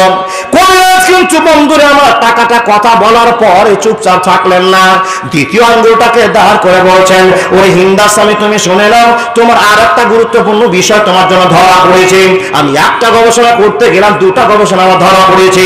একটা পেটের ছবি করলাম, দেখলাম কিডনিতে পাথর, কিন্তু তোমার পেশাবের দ্বারা ইনফেকশন হয়ে গিয়েছে। একটা ছবিতে 2টো রেজাল্ট বেরিয়ে এসেছে। আমি একটা নিয়ে গবেষণা করলাম, কিন্তু 2টো গবেষণা বেরিয়ে আসলো। হিন্দার স্বামী বললাম আমার স্ত্রীকে তো আপনি ভালো প্রমাণ করলেন, এখন বলুন তো দেখি দ্বিতীয় রেজাল্ট আমার কি আছে, আপনি বলে দেন। হে আল্লাহর বান্দা, কবিরাজ বলল শুনে নাও, শুনে নাও, আগামী বছর আগামী সময়ে এই মেয়েটার পেট থেকে একটা পৃথিবীর ন্যাশনাল নায়ক জন্ম নিবে। একবার জোরে বলুন না সুবহানাল্লাহ। হয়নি, হবে না, হতে পারে না, আমার নবীর সাথে কারো তুলনা। আরে তুলনা তো দূরের কথা, ছায়াও মিলে না। হয়নি, হবে না, হতে পারে না, আমার নবীর সাথে কারো তুলনা। আরে তুলনা তো দূরের কথা, ছায়াও মিলে না। হয়নি, হবে না, হতে পারে না, আমার নবীর সাথে কারো তুলনা। একবার জোরে বলুন না সুবহানাল্লাহ। মাইক ম্যান, প্রথমে মাইক খুব বাজছিল, আপনারা কমাতে কমাতে শেষ পর্যায়ে দিয়েছেন। গত রাত্রে তাই হয়েছে, প্রথমে ভালো দিলে। ও মুখের কাছে বললে তো বাদ বাকি যাচ্ছে সব ছেড়ে দিতে হবে গো বাপ, মরে শেষ। বুঝে গেছি ভাই, বুঝে গেছি আমার ভাই, তুমি পকেট মারতে বলছো। হ্যাঁ, পকেটে হাত দিব গো বাপ, তখনই দিব যখন আমার সময় আসবে। সময় চলে এসছে। দেখুন রেজাল্টটা কি হলো। বউটা তোমার অরিজিনাল, কোনো ঝামেলা নেই, তোমার সমস্যা আছে, তুমি আর একটা খবর নিয়ে নাও। দ্বিতীয় নম্বর রেজাল্ট যেটা বেরিয়েছে, তোমার স্ত্রীর পেটে আগামী বছরে ভালো ছেলে জন্ম হবে, এমন একটা ছেলে জন্ম নিবে পৃথিবীর ন্যাশনাল নায়ক হবে। প্রতিটা মানুষ তার কথা শুনলে ভয় করবে, তাকে সম্মান দেবে, এবং সবার মুখে মুখে তোমার ছেলের নাম থাকবে। বন্ধু, 30 জনের ভিতরে হিন্দা কথাটা শুনছেন, হিন্দার বাপও শুনছে, হিন্দার মাও শুনছে, আর 30 জন লোক বক্তব্য করে শুনছে। যখনই এই কথাটা শোনা, হিন্দার স্বামীর রাগটা চট করে পড়ে গিয়ে হিন্দার হাতটা ধরে বলছেন, এই হিন্দা 8 দিন থেকে তোমাকে তালাক দিয়ে দিব, তালাক দিয়ে দিব, তোমাকে নিয়ে আর ঘুমাতে পারবো না, তুমি অন্য ছেলের সঙ্গে প্রেম করো, অনেক ইলজাম দিয়েছি, অনেক দুর্নাম করেছি। হিন্দারে তোবা তোবা তোবা, আস্তাগফিরুল্লাহ আস্তাগফিরুল্লাহ, আমি ভুল স্বীকার করলাম, জীবনে তোমাকে আর এরকম অপবাদ দেব না, এরকম নোংরা কথা বলবো না।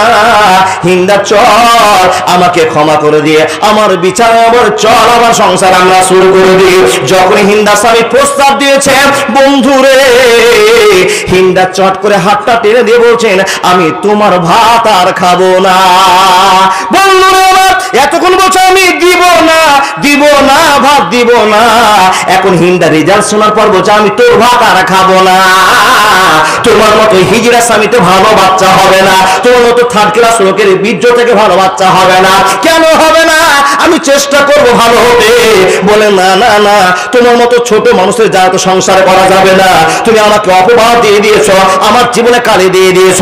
বন্ধুরে আমার একটা কথা বলবো, ইন্নাকা লা তাহদি মান আহবাবতা ওয়ালাকিন্নাল্লাহা ইয়াহদি মান ইয়াশা ওয়া হুয়া আ'লামু বিল মুহতাদিন।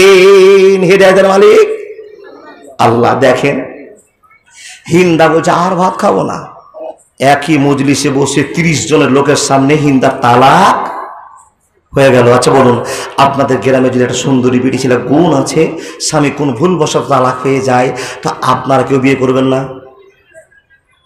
কেউ না করলে আমি করব। কেন করব? মেয়েটার গুণ আছে। কি গুণ আছে? মেয়েটা ভদ্র, নম্র, আল্লাহওয়ালি মেয়ে। 1000টা মেয়ে সামনে দেখতে পেয়েছেন, এই মেয়েটাকে দেখতে পেয়েছেন একরকম ভাবে, বলে সব সময় হেজাবের মধ্যে থাকে, জীবন যাত্রাটাকে আল্লাহর ভয়ে কাটায়, কোনো অশান্তি করে না। অন্য মেয়েকে দেখবেন মোবাইলটা হাতে নিয়ে স্টাইল করে বাম হাতে হাঁটে আর চলে, বাবা ঠিক না বাবা? হাঁটছে তো মনে হচ্ছে মমতা ব্যানার্জি যাচ্ছে বাপ, কিন্তু কিছু মেয়েকে দেখবেন মোবাইল আছে, লোকের সঙ্গে কথা বললে উন্নত চুপ করে কথা বলে, যেন আমার মোবাইলটা সবার কাছে প্রকাশ না হয়, দেখতে হবে, বুঝতে হবে মেয়েটা ভদ্র আছে।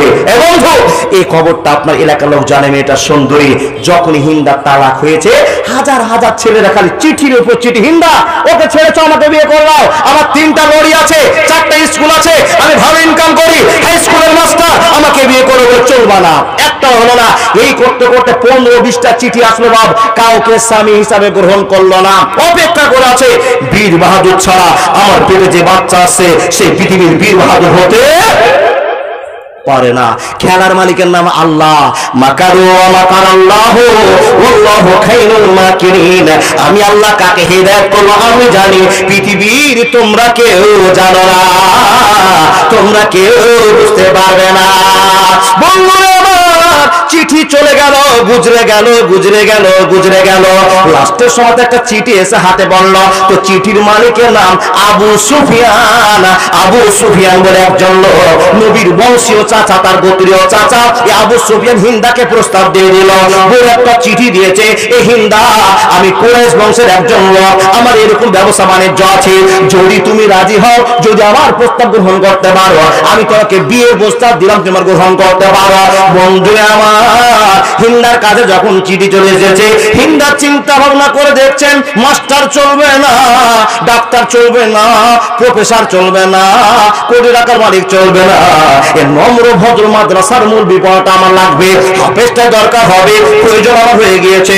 বন্ধুরা আমার, আবু সুফিয়ানের চিঠিটার উত্তর দিয়ে হিন্দা বলল, আবু সুফিয়ান তুমি যদি রাজি হয়ে যাও, আগামী সোমবারের দিন তোমার সঙ্গে আমার লিকা হয়ে যাবে, বিয়ে হয়ে যাবে, অসুবিধা হবে না, হবে না, হবে না।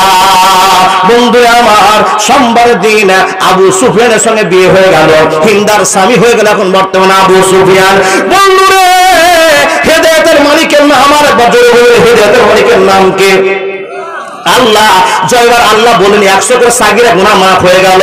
ও আল্লাহর বান্দা, বিয়ে হয়ে গেল, ঘর সংসার শুরু হলো, হঠাৎ করে রাত্রে বেলা আবু সুফিয়ান বিবিকে বলছে, বিবি তোমার অপর সংসার ছিল, এটা আমি জানি, ও হিন্দা এখন আজকে একটা ছোট্ট গল্প তোমার সামনে করতে চাইছি।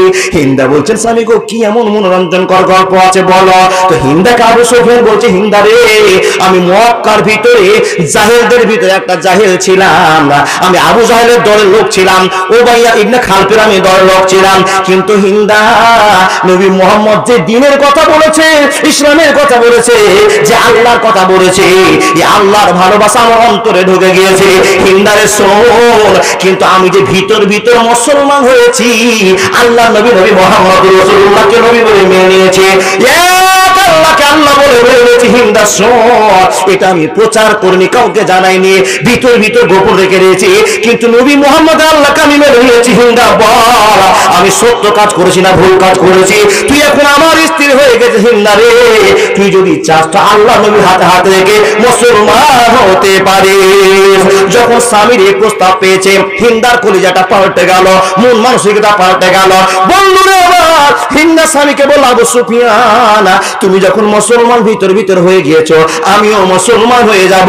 নবী মুহাম্মদের কাছে গিয়ে আশহাদু আল্লা ইলাহা ইল্লাল্লাহু ওয়া আশহাদু আন্না মুহাম্মাদান আবদুহু ওয়া রাসূলুহু কালেমা পড়ে মুসলমান হয়ে যাব। দুইজন মুসলমান হয়ে গেল।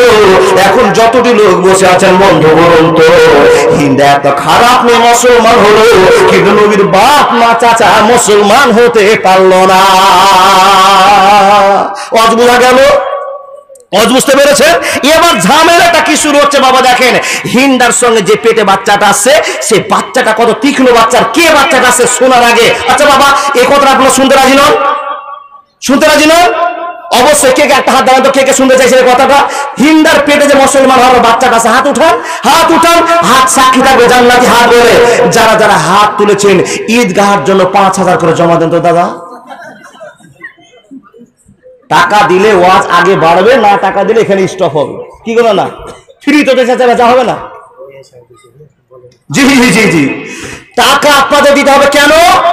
টাকা দান করে কোনো মানুষ গরিব হয়নি আজ থেকে নয়, পৃথিবী জন্ম পর থেকে দাম দাম দাম দাম দান কতটা চলে আসছে। যারা দান করেছে গরিব হয়নি। আপনারা বসে আছেন 50 বছর বয়স, তো 50 বছরে আপনি 100 200 500 5000 10,000 দান করে আসছেন। আচ্ছা বলুন তো গরিব হয়েছেন? গরিব হবেন না। প্রমাণ কোরআনে কি বলছেন? মান জা আবিল হাসানাতে ফালাহু আসরু আমসালেহা, কেউ যদি আমাকে বিশ্বাস করে 1 টাকা দেয়, তো আমি আল্লাহ তার বাড়িতে 10 টাকার বরকত দিব। জোরে বলুন সুবহানাল্লাহ। তো আল্লাহ বলছেন, বান্দা তুমি যে আমাকে 10 টাকা আমার জন্য দান করেছো, মাদ্রাসায়, মক্তবে, ঈদগাহাতে, কবরস্থানে, তো আমাকে 10 টাকা দিয়েছো, আমি আল্লাহ তোমার বাড়িতে 100 টাকা ঢোকাবো। তো কি করে ঢোকাবো তুমি জানতে পারবা না। ও মামন, আপনাদের কাছে চাদর চলে গিয়েছে, মা ও দিদি চাদর চলে গিয়েছে, আপনার টাকার আর সমস্যা নাই। একজন এই জন্য সমস্যা নাই, আপনার স্বামী একটা মোটা ইনকাম করে, সেখান থেকে কিছু পকেট মারা টাকা আছে। শুধু তাই নয়, আপনার কাছে ভান্ডারের টাকা আছে, 1000 টাকা আছে। আল্লাহর কাছে দোয়া করো, আল্লাহ আগামী বছরে ভান্ডারকে তুমি 2000 করে দাও, আর আমার মা বোনেরা প্রত্যেকটা যার সাথে 500 200 100 করে দাম দিবে। যদি টাকা না দাও এমন দোয়া করবো ভান্ডার বন্ধ হয়ে যাবে। জি, টাকা বের করেন, চাদর চলে গেছে। দাদা বন্ধু, আপনাদের কাছে চাদর চলে গেছে, অনুরোধ করে বলছি, এটা কি এমন একটা ব্যবস্থা আপনি দাঁড়িয়েছেন, এমন একটা ব্যবস্থা, আল্লাহকে যদি 1 টাকা দেন তো 10 টাকা পাবেন। তাহলে 100 টাকা দিলে পাওয়া যাবে কত গো? 100 টাকাতে কত পাবেন? 10% হলে 1000 টাকা। তাহলে 1000 দিলে কত? 10,000 টাকা। 10,000 দিলে 1 লাখ টাকা পাওয়া যাবে। আল্লাহর বান্দা, এটা আমার কথা নয়। মান জা আবিল হাসানাতে ফালাহু আসরু আমসালেহা। আল্লাহ বলেন, বান্দা কেউ যদি বিশ্বাস করে ভয় করে আমাকে 1 টাকা দেয়, তো আমি আল্লাহ 10 টাকা ফিরিয়ে দিব। কিন্তু বান্দা মা জানতে পারবে না। 20 বছর আগে তাকান, 20 বছর আগে আপনি খুদির ভাতকে দিন কাটিয়েছেন, মার খেতে পাননি বাপ। এখন আপনার বাড়িতে 5 লাখ টাকা জমা আছে। আপনি আমি বললে কি হবে? মুরব্বীদেরকে জিজ্ঞেস করুন, জিজ্ঞেস করলে পাওয়া যাবে যে লোকটা সারা দিন না খেয়ে কাটিয়ে দিয়েছে, 2 দিন ভাত খেতে পায়নি, গমে রুটি খেয়ে কাটিয়েছে, সেই লোকটার বাড়ি এখন 3 তলা 5 তলা। কথা ঠিক বললাম না ভুল বললাম? দান করেছেন প্রত্যেক দিন, প্রত্যেক জালসাতে। গরিব হন, আল্লাহ বলছে আমি বরকতের মালিক, আমি বরকত দিয়ে তোমার বাড়িতে টাকা টাকা করে দেবো। দাদা বলুন কি বলছেন? জি জি জি জি জি জি। সুপ্রিয় শ্রোতা মণ্ডলী, নিজের পরিবর্তনের জন্য, কবর আযাব বন্ধ করে দেওয়ার জন্য একটা 18 বছরের ছেলে টাইম সিদ্ধান্ত করতে পারলো না, একটা হ্যান্ডেল স্টার্টে পাওয়ার টেলারে কেটে দুপুর 12টার সময় ইন্তিকাল করলো। ও বন্ধু, আপনারও জীবনে ঘটতে পারে পারে। আল্লাহ বলছেন এরকম বিপদ মানুষের কাছে লেগেই আছে। যদি কোনো মানুষ আল্লাহর রাস্তায় 500 টাকা দিয়ে দেয়, 5000 টাকা দিয়ে দেয়, তো আল্লাহ বলছেন এটা সাদকাতুল জারিয়া বলে আমি কবুল করে নিই। এই টাকাটা ওই পাওয়ার টেলারের সঙ্গে যুদ্ধ শুরু করে দেয়, ট্যাক্সির সঙ্গে যুদ্ধ চালু করে দেয়, লরির সঙ্গে যুদ্ধ চালু করে দেয়। আল্লাহর রাস্তায় আপনি 500 টাকা দিয়েছেন, আগামী সকালবেলাতে আপনি অ্যাক্সিডেন্ট হয়ে চাঁদপুর ব্রিজ স্ট্যান্ডে আপনি মরবেন। ও আল্লাহর বান্দা, এই 5 টাকাটা, এই 500 টাকাটা, 100 টাকাটা লরির সামনে গিয়ে বাধা দিয়ে বিপদের সময় দাঁড়িয়ে গিয়ে আপনি অ্যাক্সিডেন্ট থেকে বাঁচবেন, এটা আমার কথা নাই, নবী মুহাম্মদ রাসূলুল্লাহ বলুন সাল্লাল্লাহু আলাইহি ওয়াসাল্লাম।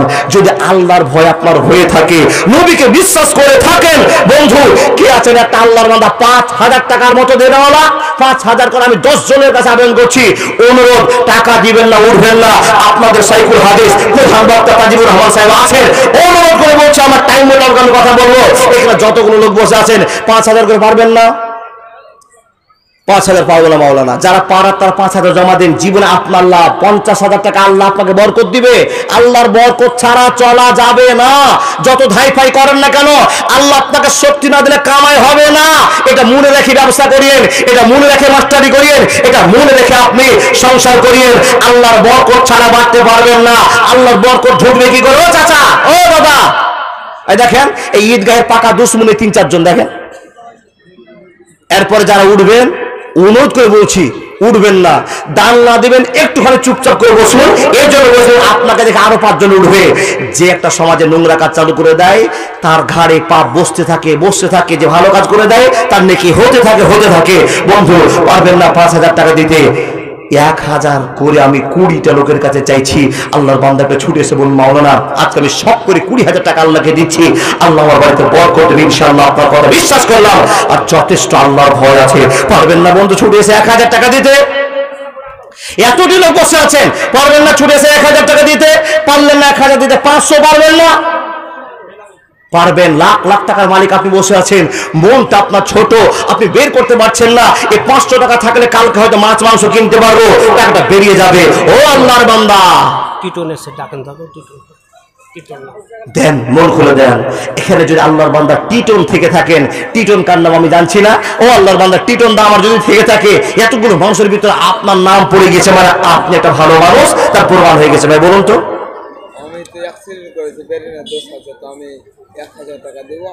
কি নাম? বাবু খান। আল্লাহর জন্য, আল্লাহর ভয়ে 1000 টাকা দিয়েছে। আল্লাহ অসুস্থ জীবন করছেন, মাশাআল্লাহ, হয়েছে, ঠিক আছে, দোয়া করছি, বেরেন ভালো করে দেবো, আল্লাহর কাছে দোয়া করে। দাদা কি নাম গো? আপনি টিটন দা? শুনেছেন 1 2 3 4 5 6, তাহলে 3000 সিঙ্গার চেক। ও দাদা ভালো মানুষ, একটা চেয়েছি, 5000 চেয়েছি, বেশি চাইনি। টিটন দা, এতটি লোকের ভিতরে আপনার সম্মান করে ডাকা হলো, বাকিতে লিখান নারায়ে তাকবীর। পকেটে হাত ঢুকেছে তখন আল্লাহ ভালোবাসা পেয়ে গিয়েছি।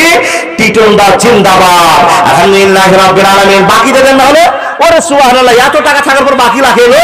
আল্লাহ তুমি কবুল করে নাও, ইজ্জতের মালিক তুমি ইজ্জত দিয়ে দাও। আল্লাহুম্মা সাল্লি আলাইহি, আল্লাহুম্মা বারিক আলাইহি। হে রব্বুল আলামিন, তুমি দয়া করে মুসলমান বানিয়েছো, আর মুসলমান হয়ে টিটন আল্লাহ তোমার বান্দা 5000 টাকা দান দিয়েছে।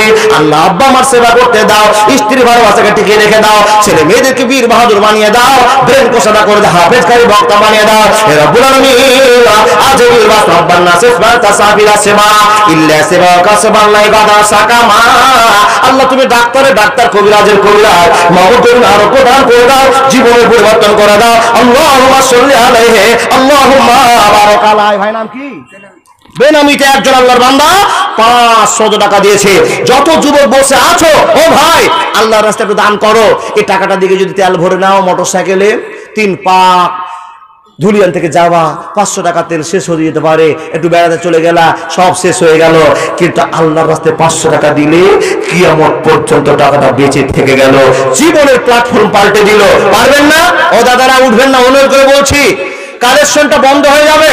আপনারা অসম্মান করতে পারেন, কিন্তু আল্লাহ আপনাকে একদম সম্মান করবে, মনে রেখে দিবেন। আপনি জি, কাউকে সম্মান না দিতে পারলে আপনার তো সেমন এমার্জেন্সি নয়, পেচ্ছাপ পায়খানা লাগলে আপনি চলে যান, অসুবিধা নেই। কিন্তু দান চলছে, আপনি ওয়াজ শুনে চলে যাবেন, বুঝতে হবে আপনি আল্লাহকে ভয় করেন না, আপনি এই দানটাকে বন্ধ করার চেষ্টা করেছেন। বা উঠবেন না দাদা, উঠবেন না, পায়ে হাত দিয়ে ভাগ করে বলছি, 500 করে পারবেন না, 100 করে পারবেন না। দেখেন, টাকার যদি দরকার কমিটি নাও থাকে তাও দেন, কেন? আপনার লাভ, জালসা করলে আপনার লাভ। 100 টাকা পকেট থেকে বের করেছেন, কিয়ামতের দিন মহা বিপদ আপনি পড়ে গিয়েছেন। মাত্র একটা নেকির সমস্যা, পৃথিবীর সব মানুষকে তোলপাড় করে খুঁজে বলেন ভাই একটা নেকি দাও, একটা নেকি দাও, পারবেন না। হট করে আপনার মনে হবে আল্লাহ গো, আমি যে 100 টাকা দান করেছিলাম, সে দানকারীর কাছে যাই, এই দানটা খোঁজ করে দেখা গেল বন্ধু আপনার 100 নেকি জমা হয়েছে, জান্নাতের টিকিট আপনি পেয়ে যাচ্ছেন। পারবেন না একটা 500 টাকা নোট বের করতে? জীবনে দেননি, কিংবা দিয়েছেন, বাকিতে লিখান আল্লাহর বান্দা গত রাত্রে জালসা করছিলাম, টাকা উঠবে না উঠবে না উঠবে না করতে করতে এই মাদ্রাসা দান হবে না হবে না করতে করতে আল্লাহর বান্দা এত দান হলো, এত দান হলো, গরম মশলা পর্যন্ত উঠেছে, জিরা পর্যন্ত উঠেছে, রসুন পেঁয়াজ পর্যন্ত উঠেছে। বা কার কখন মন পাল্টে যায় একমাত্র আল্লাহ জানে, পৃথিবীর কে এই কথা জানে না। হে মহান রব, তোমার কাছে আবেদন করছি, মানুষগুলোর অন্তরকে তুমি নরম করো। এই ছোট্ট ছোট বাচ্চারা এসে 500 টাকা দিয়েছিলাম কি তাবারক, এরকম আমিন। জানি না আল্লাহ তাবারকের কি উদ্দেশ্য ছিল, মাবুদ 500 টাকা নিয়ে দিয়ে গেল, আল্লাহ তার কামাইতে বরকত দাও। বুঝতে পারো দাদার নাম কি? তাহির শেখ, মাশাআল্লাহ, জাযাকাল্লাহ। হে আল্লাহ, এতগুলো মানুষের ভিতরে তোমার বান্দা তাহির 1000 টাকা দান করেছে, মাবুদ তুমি তাহিরকে 1 লাখের মালিক তুমি বানিয়ে দাও। হে আল্লাহ, তোমার বরকত তার বাড়িতে দিয়ে দাও। যারা আল্লাহ ইসলামের খাতিরে আল্লাহ টাকা দান করে, মাবুদ গো তার বাড়িতে রহমত বড় বরকত তুমি দিয়ে দাও। আজমির রব্বানা ইসফাতা সাফিরা সেবা ইল্লা সেবাকা সেফাল্লাহ গাদার সাকামা। এই 1000 টাকা দিয়ে আল্লাহ যদি মাছ মাংস দুধ ডিম কিনে খেত, আল্লাহ 15 দিন বাজার করা হতো। কিন্তু তাহির আলী সেটা করলো না, আল্লাহ ছোট্ট বাচ্চা তাবারক সেটা করলো না। মাবুদ জুমুরের বাচ্চা দোয়া করে দাও, আল্লাহুম্মা সাল্লি আলাইহি আল্লাহুম্মা বারিক আলাইহি। বাবু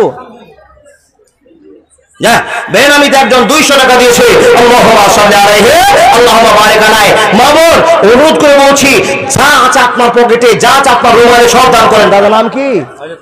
মাশাআল্লাহ, জাযাকাল্লাহ। জুয়ান ছেলে হযরত আলী ছুটি এসে 1000 টাকা দিল। হে রব্বুল আলামিন, হযরত আলী কি কামে করে জানি না, তবে মাথার ঘাম পায়ে না ফেলে টাকা ইনকাম হয় না। আল্লাহ পৃথিবীর মানুষকে আল্লাহ কষ্ট করে টাকা ইনকাম করতে হয়, আর সেই টাকা ভালোবাসা তুমি চেয়েছো আল্লাহ। হযরত তোমার মধ্যে 1000 টাকা দান করেছে, হে রব পরিবর্তন করে দাও, দুনিয়া পরিষেবা দিয়ে দাও। আল্লাহুম্মা সাল্লি আলাইহি আল্লাহুম্মা বারিক আলাইহি। খাবে দিগাই রাস্তা খুঁজে পাস না? হ্যাঁ, ইউটিউবার ভাইরা সব তোমরা ঘুরে নিয়েছো, ঠিকই তো, ভয় আসতে পারো না। 200 টাকা দিয়েছে 500 টাকা লস করবে নাকি? এই কুড়ি রে এখানে খ্যাপা, এই ভবিষ্যতে ডাক্তারি হবে যা চেহারা দেখেন। সুবহানাল্লাহ। সলমান খান কি নাম? হ্যাঁ, জিমামুল ইসলাম, মাশাআল্লাহ। হে রব্বুল আলামিন, জিমামুল একটা ছোট্ট বাচ্চা লাজুক মনের ছেলে, রব্বুল আলামিন তোমার বান্দা ছুটেছে 200 টাকা দিয়ে গেল, বাপ মার কাছ থেকে নিয়েছে। আল্লাহ গো তার ব্রেন চোখা করে দাও, যেমন চেহারা তেমন কাজের ব্যবস্থা করে দাও, কর্মজীবন তারা প্রসিদ্ধ করে দাও। আমিন সুম্মা আমিন। আমিন সুম্মা আমিন। দাদার নাম কি? মোস্তাকিম দাদা 3000 টাকা দিয়েছে। তাহলে মোস্তাকিম যদি 3000 এর মালিক হয়, নিশ্চয় 5000 করতে পারবে, শক্তি আছে। নামটা কত সুন্দর গো, বাপ মা কত দামি বাপ মা ছিল, নামটা দিয়েছে মোস্তাকিম সাহেব, 3000 টাকা দাতা। আরো 2000 টাকা দিয়ে মুস্তাকিম লোকটা কে দাদা? আর 2000 টাকা ওই টিটু দেওয়ার মতো একটু দিয়ে যান তো দাদা। দেখেন আপনাদের দিকে অপেক্ষা করে আছে, হাজার হাজার টাকা ইনকাম করেন, আর তার প্রমাণ আপনি দেখেছেন, কামায় আছে বলে 3000 টাকা বের হয়। কি গো বাপ, সবাই 3000 টাকা দিতে পারবে? মন থাকলেও পারবে না, যার কামায় আছে সেই দিতে পারবে। কিন্তু কিছু কিছু লোক আছে বাবা, লাখ টাকা ইনকাম করে, তারপর 500 টাকা দিতে শক্তি পায় না। কি বললেন ভাই? হ্যাঁ, এই দাদার হাতে যে দাদার কাছে পাঠিয়েছেন টাকা, সে দাদা আমার যাচ্ছে ঘুরিয়ে পাঠায় না, তো একটা অ্যামাউন্ট করিয়েন। আমি 2000 টাকা আবেদন করেছি, মাশাআল্লাহ দাদা। হ্যাঁ, হাজি কুলশে, রব্বুল আলামিন তোমার বাবা হাজি করে 1000 টাকা, মাশাআল্লাহ। কি নাম? ইমরান। ইমরান সুবহানাল্লাহি ওয়া বিহামদিহি সুবহানাল্লাহিল আযীম। হে রব্বুল আলামিন, তোমার বান্দা হাজীগুলকে তুমি দেখে চল 1000 টাকা দিয়েছে। ইমরান তোমার বান্দা একটা যুবক ছেলে আল্লাহ, সুন্দর ফেস কাটিং এর ছেলে, তোমার ভয় কত করে আল্লাহ, 2000 টাকা তোমার জায়গাতে দিয়েছে, তোমাকে খুশি করার জন্য দিয়েছে আল্লাহ। তো ইমরানকে তুমি কবুল করে নাও, মনের মাকসাদ পূরণ করে। কেন হে তাড়াতাড়ি বলিস কেন ভাই? একবার মুখের লোক ভরো, একবার চোখের লোক ভরো, এগুলোই তোমার ইউটিউবের কাজ। মুস্তাকিমকে 3000 দেয় কিনা 10,000 যোগ করে। সুবহানাল্লাহ, মুস্তাকিম সাহেব মানে 10,000 টাকার যোগ্য। মাশাআল্লাহ দাদা দিবে, কিন্তু চেয়ে নিয়েছে 5,000 গো বাপ। ও দাদা রাগ করে আপনি 10,000 পাঠিয়ে দেন তো, বক্তা চাওয়ার চেয়ে আপনার বেশি টাকা হয়ে যা। মাশাআল্লাহ জাযাকাল্লাহ। সবচেয়ে ভালো লাগলো ইমরান একটা ফিটফাট ছেলে, আল্লাহ তোমাকে ভয় না